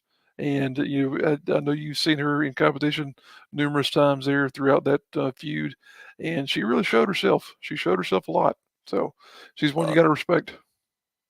I saw her and James Johnson in their tag team of Daddy Daughter Dance go up against Whiskey Business Hmm. one day in North Carolina, and yet again, oh God, I said some off color things in that because we were doing the podcast live. Hmm. Reno Royce and I were live at Pro Wrestling Savage with Thomas Scott, and and when they put Selena over one of their knees and the other one grabbed a belt, and I'm like, whoa, whoa, whoa, whoa, whoa! I came for a wrestling match, not BDSM. What are we doing? What are we doing? This is not Well, why I'm here. anytime you stand across the ring from Johnny Ryder, you know there's going to be some pretty strong blows put in that match there because Ryder is one of those guys who's just a fire plug of a man, but he's got a lot of physical prowess to him there. So again, you have to give kudos to Selena for being willing to get in there and mix it up with somebody like that. Oh yeah, fantastic tag team is Whiskey Business. I think very highly of Braden Marshall and Johnny Ryder. Uh, Anytime you get to work with them, you know it's going to be something. Yep, I for promise sure. you that. I saw them work Kerry and Ricky Morton Hmm. in Charlotte as well. Was that Charlotte? I think it was Charlotte. Pretty sure. Man, unbelievable piece of business. Hmm. But this feud of the year, there's been a lot of them. Ethan Case and Donnie Ray. I had a lot of interest in that. Um, to me, Donnie Ray, all we did was learn. Did you ever see that show on Nickelodeon, The Wild Thornberries? All we did was learn Oh yeah. Donnie's middle name because that's Donnie right there, all grown up. Because I swear to God, he looks just like Donnie from The Wild Thornberries with his hair all crazy like that. And you can't understand what he's saying. He sounds just like him. Mm. So I'm like, yep, that's part. He's all grown up now. It's Donnie The Ray Thornberry. How about it? the likeness is uncanny. You're 100% on the money there. Yeah, Yep. their feud was something else to watch because you had the just tremendous animosity between everybody involved, and it was really something that had teeth because it took place across multiple promotions between Palmetto Championship Wrestling and also Pro Wrestling Turbo up in Greenville. Um, eh, they they did great stuff, and then at the same time, you have to respect just guys who are really, I'll say, coming into their own in terms of developing what they can bring from a storyline aspect to uh, various types of products in promotions around the Carolinas. One that, because of the fact that it took place at RWA, which is kind of in, there's this pocket of promotions and talent up in the sort of eastern North Carolina. Um, it's not quite to Virginia, but kind of in that part of the Carolinas where there's several promotions that are there, but it's a cluster of talent promotions that I would love to be able to get to, but unfortunately, I don't own a helicopter, so it's not quite so easy to get up there as frequently as I would like to. But the stuff that the Fry Foundation was doing, not only to Rob Killjoy, but also Lance Lude, his partner there in the Ugly Ducklings, just the Stephen Fry just was a ridiculous. I'll say. I don't want to jump too deep into it, but he was just a ridiculous heel in some of the things he was doing because Lance Lude, the man's been fighting cancer for gosh sakes, and Fry and his cohorts are in there trying to do whatever they can to beat this man down. So you had a really hot feud there between that crew. Um, the one that I think everybody has gravitated two on this list. Well, let me before I say that, I also want to point out the B&B versus AJ Frost feud from NAWA. Those two guys, they had a feud that went several months there, culminated with a mask versus hair match, where B&B was putting his mask on the line against AJ Frost's hair. Frost lost and got his head shaved there. So you had a classic moment in the culmination of that feud there. I think the one that a lot of people have heard of more than any other on this list, though, is Inteus versus Boss. Rayhan and Boss, if you look at the progression and how the APW Chester heavyweight title has come to such prowess in the Carolinas, you look like back last year whenever Tim, the Infinite Man, was holding the title, and then it progressed to TJ Boss having his run, to ultimately losing to Rayhan. And just the progression that you've had in terms of that belt being something that was it was well known. APW's always been somewhat well known in the Carolinas, but through the lineage of champions that have held that title over the past several years, you really have seen that promotion and that title become a tremendous treasure, in terms of it being seen as not just, it's Chester. It's now the action-packed wrestling heavyweight championship. People look at that thing with a lot of respect now. And that feud did so much to elevate that title and that company. People were coming there and they were selling out in Chester every time those two were in the ring. Chester, I can remember back 10 some other years ago where there might be 20, 30 people in the crowd.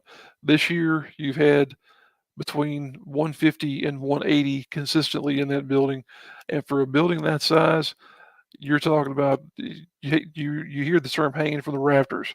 Well, in that building there, they're squeezed in like hot dogs in a pack. But they Good came grief. there to see those guys fight, and they gave it to them. So have to give them kudos. Oh man, like you say, it's definitely a show that's got my interest for 2023. Mhm. So there's that. Kingsgate and PWA, yeah, yet again that also spills out from Ethan Case and Donnie Ray, Mhm. That Powers and is, Patrick Scott as well.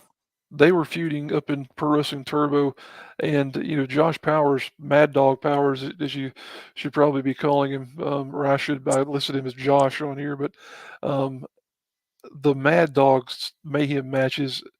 I'm not sure if you've had a chance to see any of those this year, but to seeing Josh Powers go from what was kind of a bland thing here for a long time to Mad Dog, it's been a great evolution to follow here, and he's done some great things.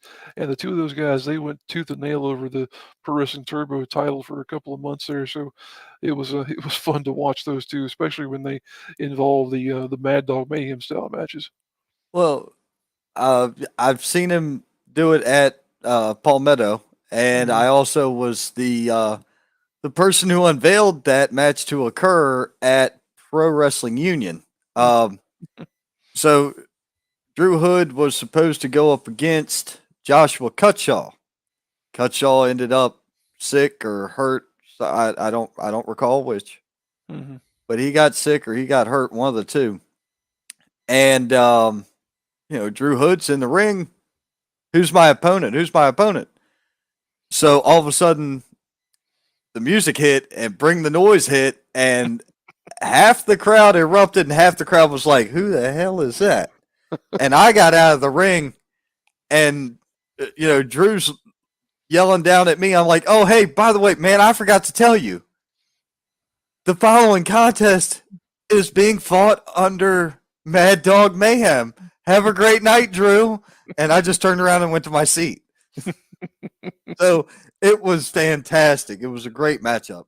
Well, and Um, you describe your delivery there. There's been several ways that this match type has been sort of snuck up on whoever he's going to be involved with. And Dave Foster, he had a really, I'll say, breakthrough moment in how he delivered the match at one point at Palmetto, because it was like he's in there, he's being confronted. I think it might have been by either All Worm No Soul or potentially someone of the King's Gate members, but he's wrapped up in this thing there, and all of a sudden he reaches into his lapel and he blows into a whistle, and I was like, well, what is that? And then suddenly, light bulb went off. It's like it's a dog It's a dog whistle. whistle. He's Yup. summoning Mad Dog Mayhem. So it was just a great moment there to see that come That through. was the night we met. Donnie Yep. Ray had him tied up that That's night. what it was. Yep. Yes, sir. That was awesome. Yep. Thomas Extreme. I talked about Thomas Extreme earlier on the show when I was speaking with Quest from XWW. Mhm. That dude is definitely a workhorse. So I don't know too much about ACCW, but Mhm. I know I'm gonna have to pay attention to them this year as well. Yeah, ACCW is another one of those groups that's kind of over in that eastern North Carolina region that I would love to be able to spend more time in because you have guys like Thomas Extreme who, we described Rob Killjoy here a little bit ago in terms of his work rate. Thomas Extreme, he's described himself as the king of cardio, and he ain't lying because the guy only has one gear, and that's full speed ahead. He's really something to watch, and the feud he and Nick Nitro had was really competitive and really intense for a lot of the going back that they had. Um, again, I wish I was able to get to some of these promotions more frequently than I can, but I got to start a GoFundMe or something like that to get a helicopter so I can branch out more and more. But we'll see what happens in 2023 here if I can get that to pan out.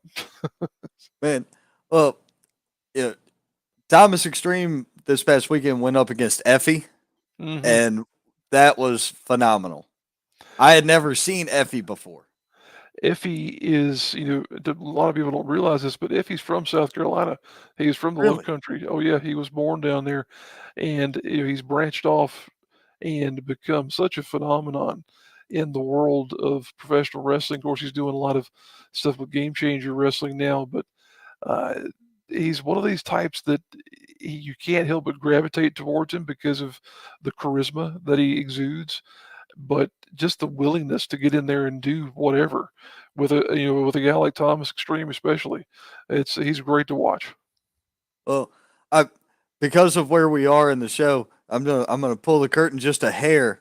Uh, so I was gathering information to do the announcing, and rather large individual walked up, shook my hand, gave me his government name. I'm like, "Hey, how are you? I'm Ron. and I just kept on going. I didn't know who the hell it was. So all of a sudden, I'm in the back, and I'm like, "All right, somebody point me to Effie, please." And he was like, "Dude, I just met you." I was like, "Wait, what?" I had no idea it was him. So I felt awkward. I'm like, "Dude, you."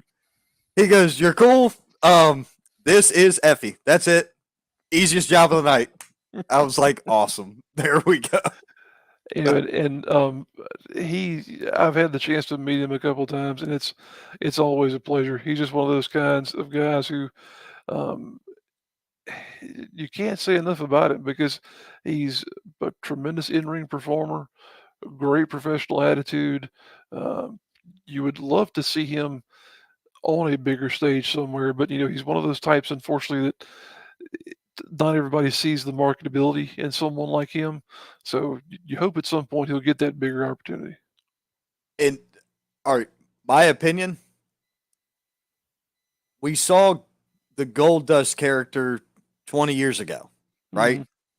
Most recently, we've seen on television, we've seen the Velveteen Dream. Now, in my opinion, I believe that Effie was a better performer than Velveteen Dream.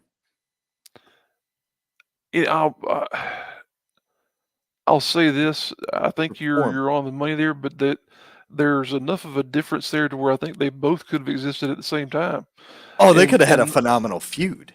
oh, of course, yeah. But it's one of those things where you would hope at some point in time somebody sees the value in not only the character but also the athlete and just the potential that exists there for these guys.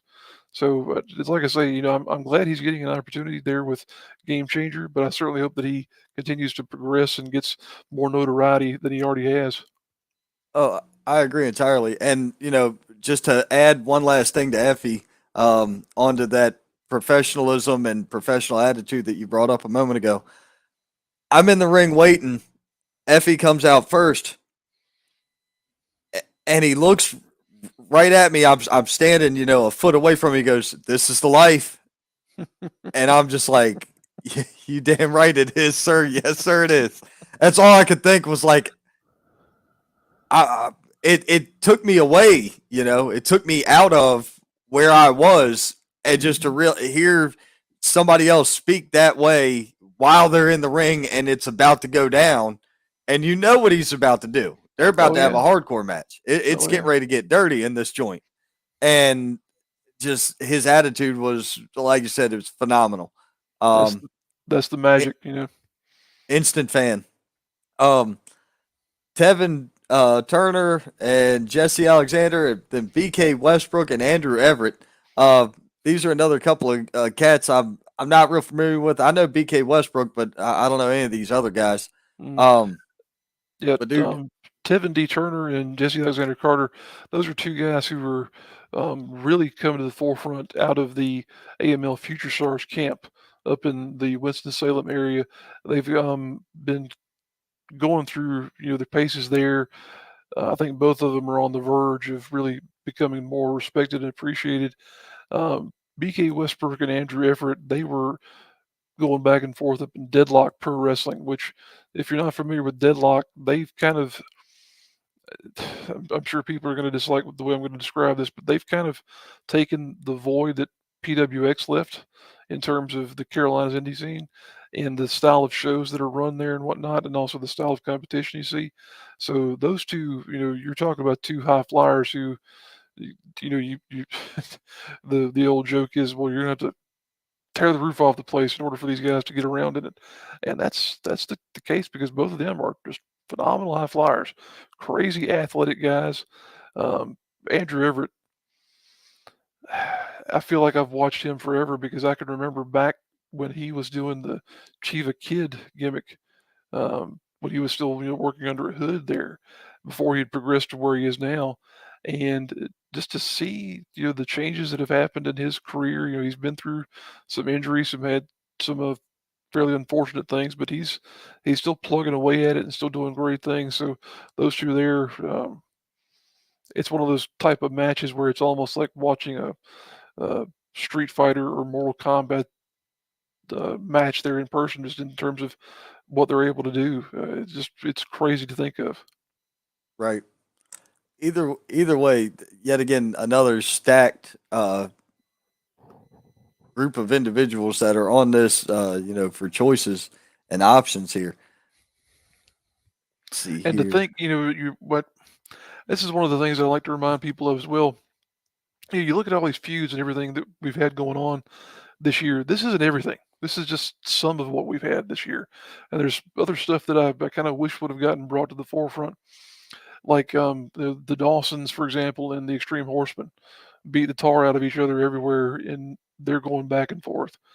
You had also, you could almost say White Mike versus the adversity of AML wrestling in a lot of ways because he overcame everything in progressing to now being the AML heavyweight champion. There's lots of stuff like this that could have been mentioned, but it didn't for one reason or the other. But regardless of that, I think as a fan, when you look at the fact that you can go to shows for 10, 15, whatever bucks there, like for example, I'll use Chester here. $10 get you in the door. And I've made the comment to William Roberts, who's the promoter and owner of APW. You have a wrestling show that happens to be in the proximity of the best concession stand in the Carolinas, because like I say, you can go in $10 a pop for your ticket, get you a couple of corn dogs and a couple of cold sodas there for $1 or $2 a pop, and you couldn't be more happy. I mean, as a wrestling fan, you got all this stuff that's being made available to you. You really got to appreciate it. And if you're a fan who is still learning about Indy and the Carolinas and what have you, get around to a couple of these shows. Maybe go to one a month or whatnot. Just learn about who's out there and see these promotions, see these companies, and see what they have to offer, and appreciate the value in them. Because, like I say, $10 to get you in the door, a couple more bucks, you got your food for the evening.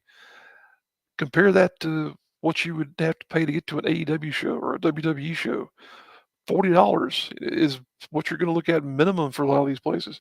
That's not counting parking. That's not counting driving to the venue. all this other stuff that's just a part of the cost of going to the show. And it's, Right.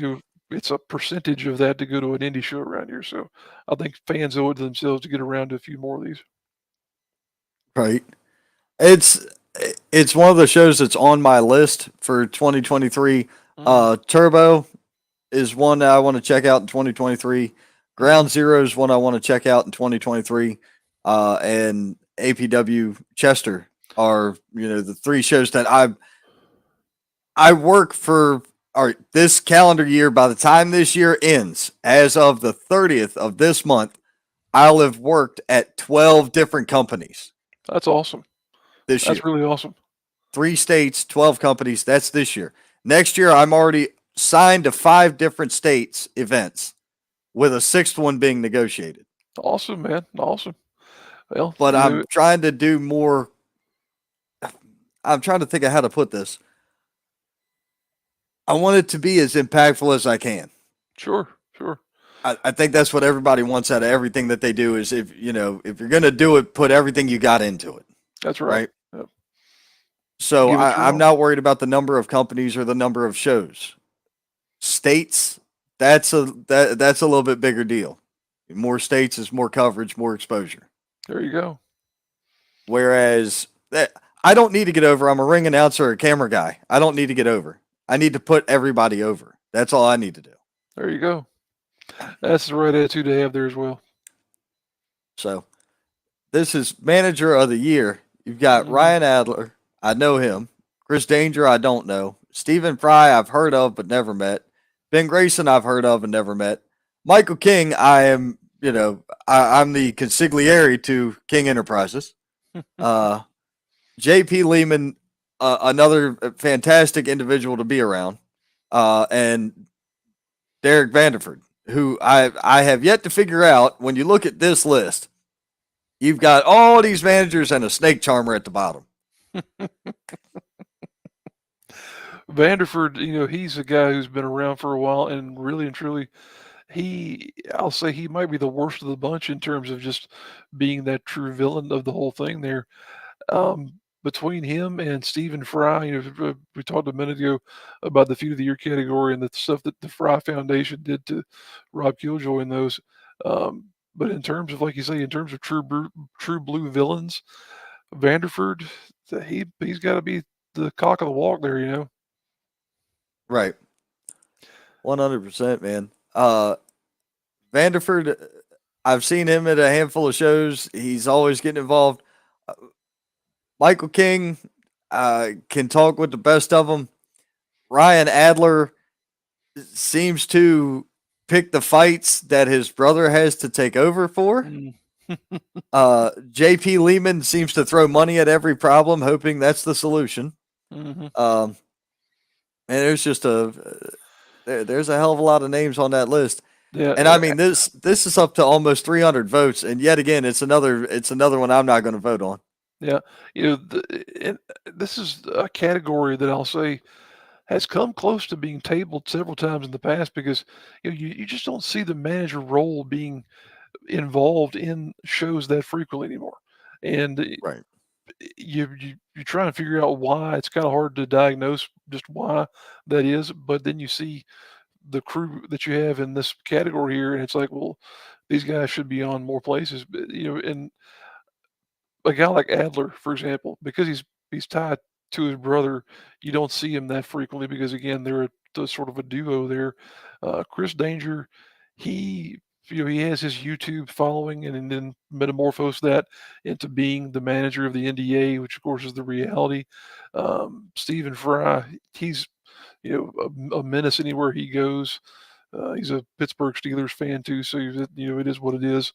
Ben Grayson, he transitioned from being an official with some of the promotions in North Carolina there to being the manager of the Zenith, and has really started to bring that group more to the forefront because that's a group of young, hungry men and women, combination of individuals on that particular stable. Michael King, King Enterprises, he's gathered a lot of talent here, especially towards the upstate of South Carolina into that part of North Carolina there too. Lehman, the fat cat of Wall Street, he's one of those types that he's entertaining to watch until you realize he's a villain, and then it's like, oh gosh, what am I pulling for this guy for? But Vanderford, he's something else there too. So uh, it's one of those deals where you wonder why we don't have like um, a white knight manager, just like a good guy in there at some point in time. I'd love to see that, but it's not something you see very frequently. But it'd be an interesting dynamic to pull into that thing. But yeah, you got a bunch of real villains here, a bunch of dastardly, what's to choose from in the manager of the year category. Oh, definitely. And our final category of the year is ring announcer of the Yep. year. Now, I've only heard a couple of these people do their thing. hmm Caitlin Ford and Bill Hazelwood split the task in Patriotic. But I know Caitlin predominantly does APW Chester, right? That's correct. Yep. Okay. Dave Foster, I've heard him as the GM when he was the GM over at Palmetto, but I've never heard him ring announce. Elliot He Boston to me is in Palmetto is one of the top ring announcers of the region. Period. he's got a tremendous vocal presence. He's one of those guys who, when he has command of the microphone, that it's going to be a big match type feel because he just brings that to everything he does. He's a guy that I wish he was on a few more shows other than just Palmetto, because then I think people would appreciate what he's capable of much more than they clearly do. But he's a great talent in there. Um, as you were saying a minute ago, Foster, people I think really gravitate towards his work as the general manager of Palmetto Championship Wrestling, even though he does work up in some promotions in North Carolina and also Turbo as their ring announcer. So he's a dual threat guy as well. Okay. Bill Hazelwood, I know if there's anybody else that's out there traveling as much as me, it's him. hmm And probably more than I do, is Bill Bill, Hazelwood. Bill, I've known for quite a while because he was involved with Champions with Attitude promotion that ran just one county away there in Orangeburg. Uh, Bill is such a high energy person, and that is something that is just an exuding quality that he brings to anything he does. So you have to admire that a lot. Oh, I do. Bill Hazelwood's been influential with me since I got in. Sure. So uh, he's one person that I will call and talk to. I'll have discussions about everything, and I get a lot of really good advice from Bill Hazelwood. Like I say, Caitlin Ford's first time outside of APW was at Patriotic in Clover, and after she did the opening half and Bill did the second half. Well, towards the end of the night, because I was filming that night, I got a chance to say hey to Caitlin, and I was like, "You did phenomenal. She hmm did great. Bill did excellent as well." But for her stepping into a different place in front of a different crowd, when you're at hometown, home crowd advantage, right? Exactly right. Yep. And So, you talk about experience level. She's she's more or less 1 year in terms of what she's been working with here. So you you always have to, I won't say be concerned with, but you have to be willing to work through stage fright, as I'm sure you've had. Anybody who's done this for any length of time has to overcome certain fears when you're up there in front of an audience, for example. But yeah, to see her progression throughout the year has been really great. well, I mean, as far as the stage fright goes, it's one of those things where normally a couple hours before every show I've ever been a part of, you get the butterflies, hmm and I think after you've been in the ring and messed it up, there is no there's no more egg on the face, so to speak. It's like, well, that happened, so here we are now, and you gotta roll with the punches. It's live. That's It's right. live and in living color. The first time I ever did this, I was man, I was scared stiff. By the end of the night, I felt like a different person. The very next show, I was a completely different person. There you You go. know, 1 month apart. So but yet again, I was only working for one company, one show, my opening year in this. So the further down the line we got, and now here we are. It's crazy. Yep.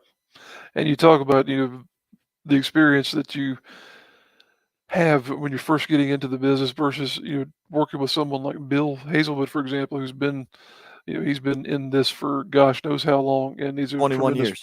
he's a tremendous resource for someone like yourself and for anyone who wants to get involved from a ring announcer type standpoint. Um, he's always been one who shot straight with me and whatnot, so I've got a tremendous amount of respect for him. I agree entirely with that. Like I say, I talk to Bill, kind of infrequently, but still frequently enough to where I'm not uncomfortable having conversations with the guy. Sure, Um, I don't know too many of these other people that were listed on the list. So yet again, politics keep you from voting. Yeah, Um, well, the Bill Cobble, for example, he's involved with Firestar Championship Wrestling up in Greensboro.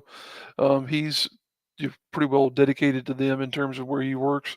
Caitlin Ford, we talked about Dave, Bill, Haley Melton. She's a up and coming individual with AML Wrestling. She and Perry Thompson share duties up there, so they were kind of like 1A and 1B in terms of the ring announcers for that promotion at this point in time. Elliot, he's our guy at PCW. Chris Swords, he was one that I did not know of until he was actually brought to my attention by Brett Wolverton, who people say, well, why is Brett not on the list? It's because of an arrangement we have in the CPWAs where if you're an active panelist, you cannot be eligible for an award. So typically he would have been, but because he's on the panel this year, he was not eligible. But Brett brought up Chris, and he is involved with 3 Count Pro Wrestling up in the upstate of South Carolina. Found some Brett brought some footage to the forefront of him, and he's got some pipes. You can't deny that whatsoever. Chris also, I mentioned 3 Count. He also is involved with Battle Zone Pro Wrestling, which they're more. I'm trying. Where was Battle Zone at here most frequently? Greenwood, possibly, but they're sort of in the western part of South Carolina. So it's another promotion that he's been involved with as well. they're in the they're Greenwood Anderson Mm-hmm. Yep. side, Easley area. That's Yeah, it. they're over that way. Yep, they were like I say, I'm not real familiar with it. Hell, I just met Brett this year for the first time. I met him at the gathering. I met Mhm. him, and that was the weird thing. It was like you're at the gathering, right? You got Vampiro. You got Jeff Jarrett walked past you. You all these names, all these people. I went out of my way to go meet and shake Brett Wolverton's hand because I Mhm. knew who he was. And Brett, he's a really good friend of mine. We were lucky to have him come on board with the panel this year because he wound up being a situation where we needed somebody to fill in a spot that had opened up pretty much halfway through the year there.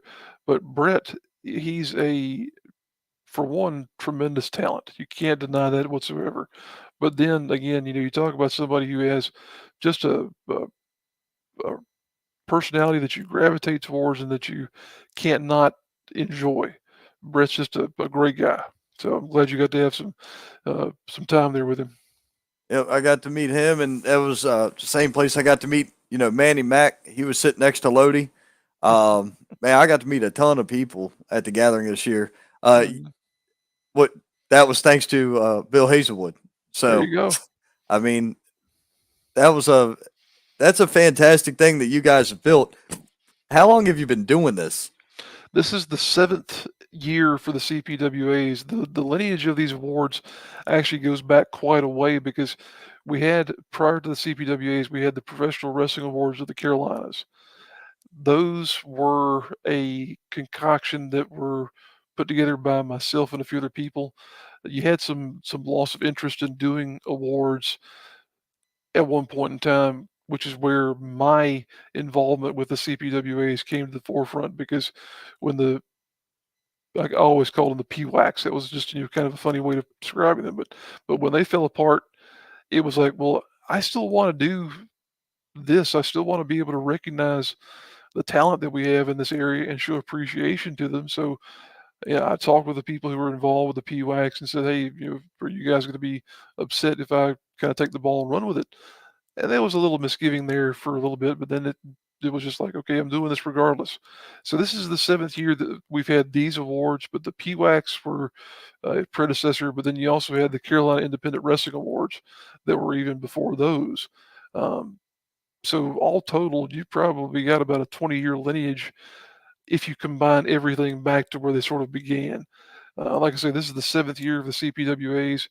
I'm really just I'm just honored to be able to continue to do these things, because it's something that I take a lot of time through the year to really look at and progress and to try and improve upon. We, I'll jokingly say we still hadn't got it right yet, but we're making progress every year. Always trying, ping some ideas off of people and see, hey, well, what can we do to tweak this? What can we do to improve this and that? And we make little changes here and there to the rules if needed, and then we try and go onward and upward and just showing respect and appreciation to the talent in this area. And we've kind of we use the phrase celebrating independent professional wrestling in the Carolinas. That's what it's all about. We want to be able to show appreciation and respect, but we also want to put more eyes on what exists here in the Carolinas as well, because the more people who are seeing wrestling, the more people who are seeing our talent, hopefully means the more opportunities for people who want to engage as wrestlers, managers, ring announcers, whatever, will have opportunities. So that's what we're all about. Right.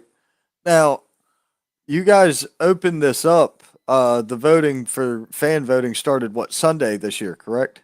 That's right. Yep. All right. So we were working a show that XWW show was Sunday, there in Monroe. Well, while I was working the show was when the announcements got unleashed as to who was nominated. So I had a promoter with me. I had Thomas Scott from Pro Wrestling Savage and Titan Wrestling Southside. He was with me. So we're sitting in the car waiting on the car to warm up, and I'm like, man, here's all these lists. And he started naming people that he knew, people that he had worked with in the past and everything. So he was like, man, that is cool that a lot of these guys that we know, if they're being recognized. I'm like, hell yeah, I'm down with this. I said, and I told him what I was doing with you being on the show on Thursday. I wanted to make it so that everybody who watches or hears this not just knows where to go to see the wrestling, but they know where to go to also help support the other side of this. I think he brought it up. He said, there could almost be an award for support staff that go into this, because you've got producers and bookers and writers and all this other stuff that come up with all this or that add to this. I said, yeah, but that'd be kind of a huge catch-all basket of names thrown out there, and nobody's really going to know what everybody does at every show. Yeah. And that's something that people have brought up to me as well, is that the opportunity to branch out and include other categories. Like, for example, one we've had several people bring up this year is commentary teams. And that's something that we may look at here going forward. The one thing that I've tried to do in keeping this as somewhat concise as possible is not having, a huge number of categories. Like, for example, with the Georgia Wrestling History Awards, what they do over there is a huge labor of love, but they also have a huge number of categories. I'm not so logistically minded that I can manage all that necessarily. But as you say, the thing about a lot of the categories that you could add, like, Booker of the Year, commentary team, a lot of this stuff, you'd be, I think you'd be kind of hard pressed to see where there could be an end to it necessarily, because you don't want to have so many categories that you have,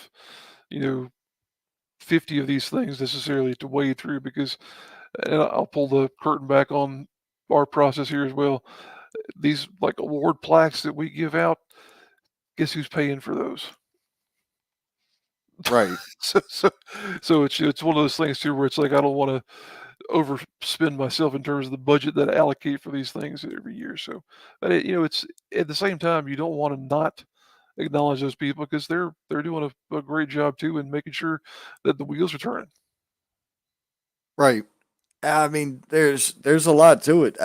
I've looked at the labor of love you put into this for the last couple of years because I've been like, man, where did this come from? I didn't. You gotta figure. When I tell people I fell butt backwards into this in 19, I mean that, but literally and figuratively. I mean that in both senses of the word. So all of a sudden, it's like, you know, fell in 19, 20 was my startup year as an announcer, and then here we are at the end of 2022, and this thing's huge. Oh yeah. I didn't know how many promotions there were in the area. I didn't know how many stars there were in the area, how much wrestling was here, training. I it's you can get lost in this. You really can. And then trying to cover the entire region, it's a there's a lot of stuff out there, and we've tried to be as inclusive as possible. That's one of the challenges that we face every year, and that's why we try to accept material from anybody who's got something that they're willing to share with us. Because I don't want to ever, I don't want to be guilty of not seeing somebody because I'll bring up some random promotion that's up around Virginia almost in North Carolina, or some smaller promotion in like the low country of South Carolina. There's talent in all of these groups that deserves to be seen. Do we get to see them all? Unfortunately, no, because there is just so much talent to wade through in trying to cobble these wars together. But the as this old saying goes, the cream does rise to the top, and the guys that who and girls, I'll say, who have the ability and deserve to get recognized usually do. So it's always interesting to see how these things shake out because when the process starts, a lot of the time I'm like, well, I have no idea who's going to win. And this year was one of those instances where, like for Wrestler of the Year, I still have no idea who's going to win. But it's been fun to see it shake out, and it's really neat to see how those polls start to shape themselves as the week continues on there. So we're looking forward to seeing how everything shakes out this year as well.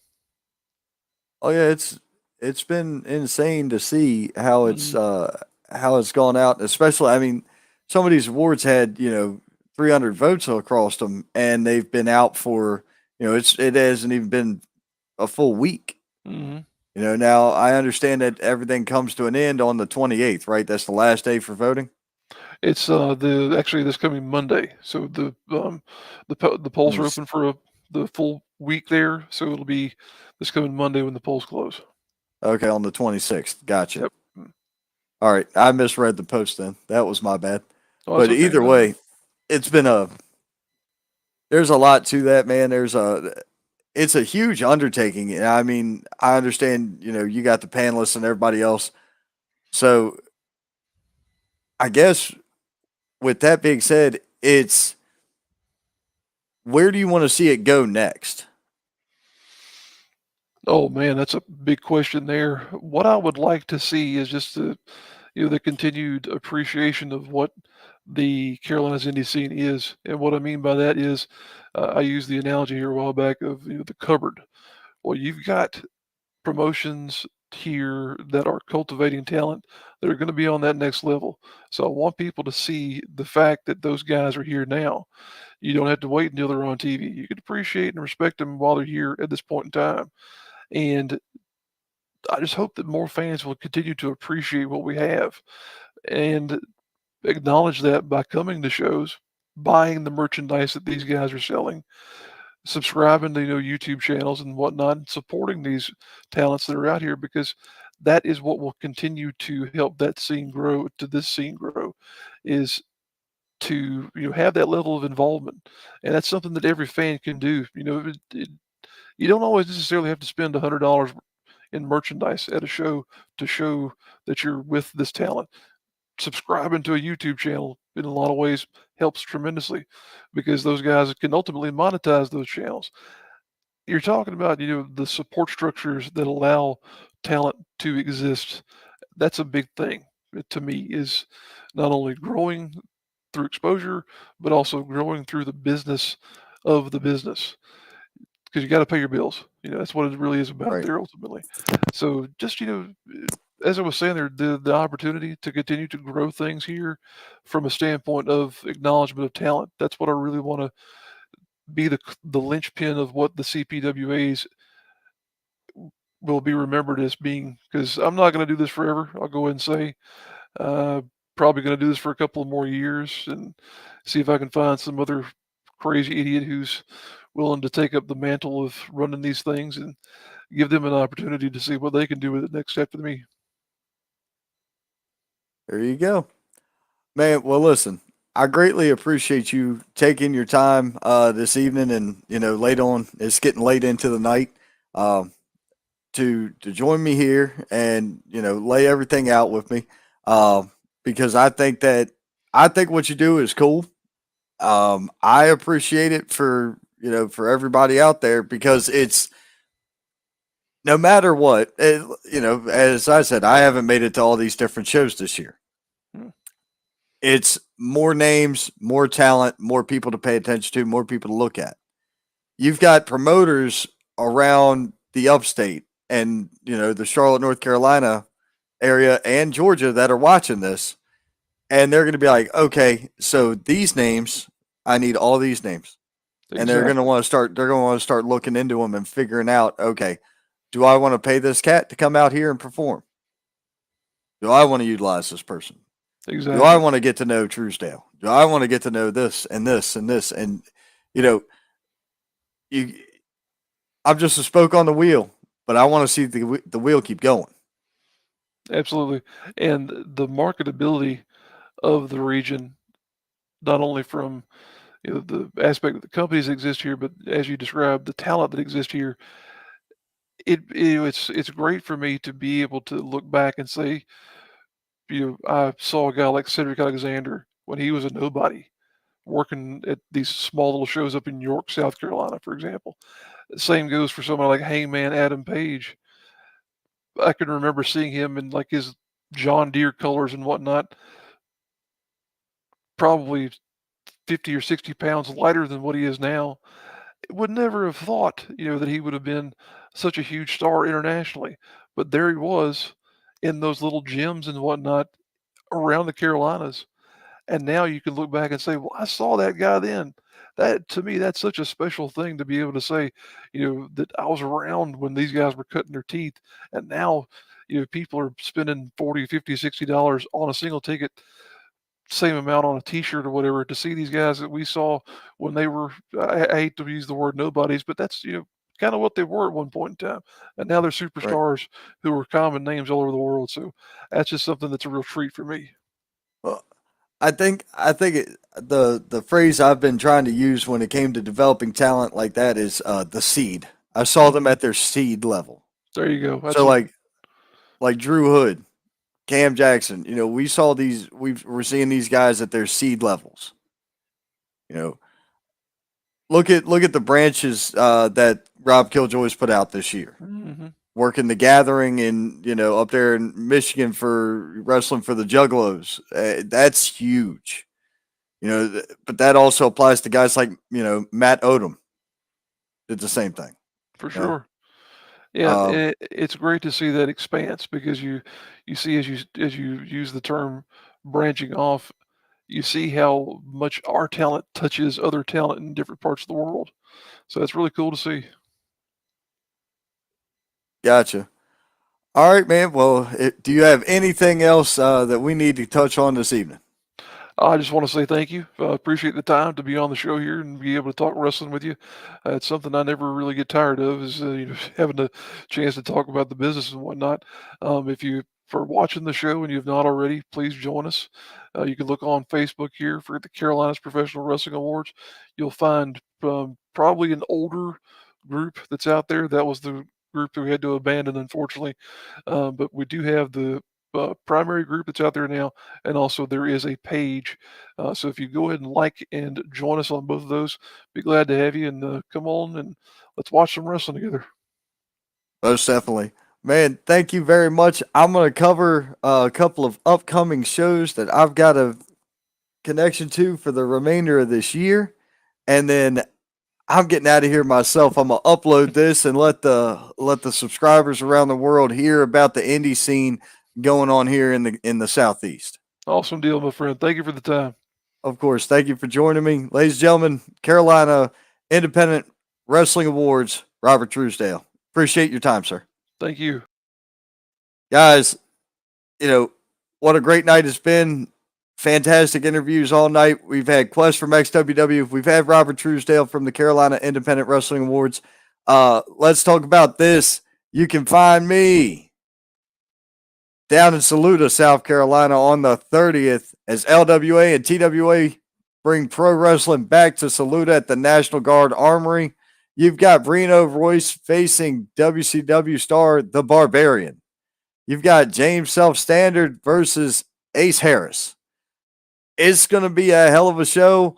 You'll be able to see it live and in living color. Be sure you check it out. Then we've got Kingdom Championship Wrestling coming back to Fort Valley, Georgia.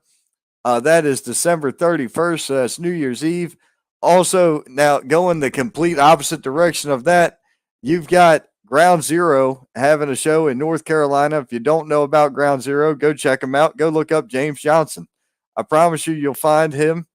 That's the Tie-Dye Sunrise. You won't be disappointed. Great shows coming up this year. I will not be attending either show on New Year's Eve at this point in time. Schedules are not aligning for either one of those. But, folks, thank you very much. Thanks, everybody, for the compliments and the comments. Cam Jack, I got to catch up on a couple of them here. Guys, he said in 2023, I'll wrestle Schlack. I'm already bugging him in private about it. Cam Jackson said we call Quest XWW Nasty K. Ron, we haven't got to talk about it yet. Have you seen my awakening, so to speak? No, Gazi, I have not seen your awakening. I had some spam shit come in. And then Thomas Scott chimed in. He said, hello, guys. Thomas, I'm sorry. We were in the middle of some very in-depth conversations in there, so I was trying to make sure I could get everything done and get this show out there to the masses. But for right now, it is time for me to go. So you guys know how we end the show. We end it the same way every time. It's been real. It's been fun. Hell yeah, it's been real fun. But guess what? You can see me at the Indies. You can find me at any of these fantastic shows that you see their logos all around me. We work for them all. We like being there to support everybody. We like being there to make sure everybody gets, gets recognition for what they're doing. Check out the Carolina Independent Wrestling Awards. Be sure you cast your vote for your favorites on all those topics that they've got there. We covered every award here. You heard about the XWW Winter Bash show. You can go see it for free because you get 5 days for free when you sign up at $4.99 a month on Extreme TV Online. Guys, thank you very much. You have a fantastic night. We'll see you at the Indies.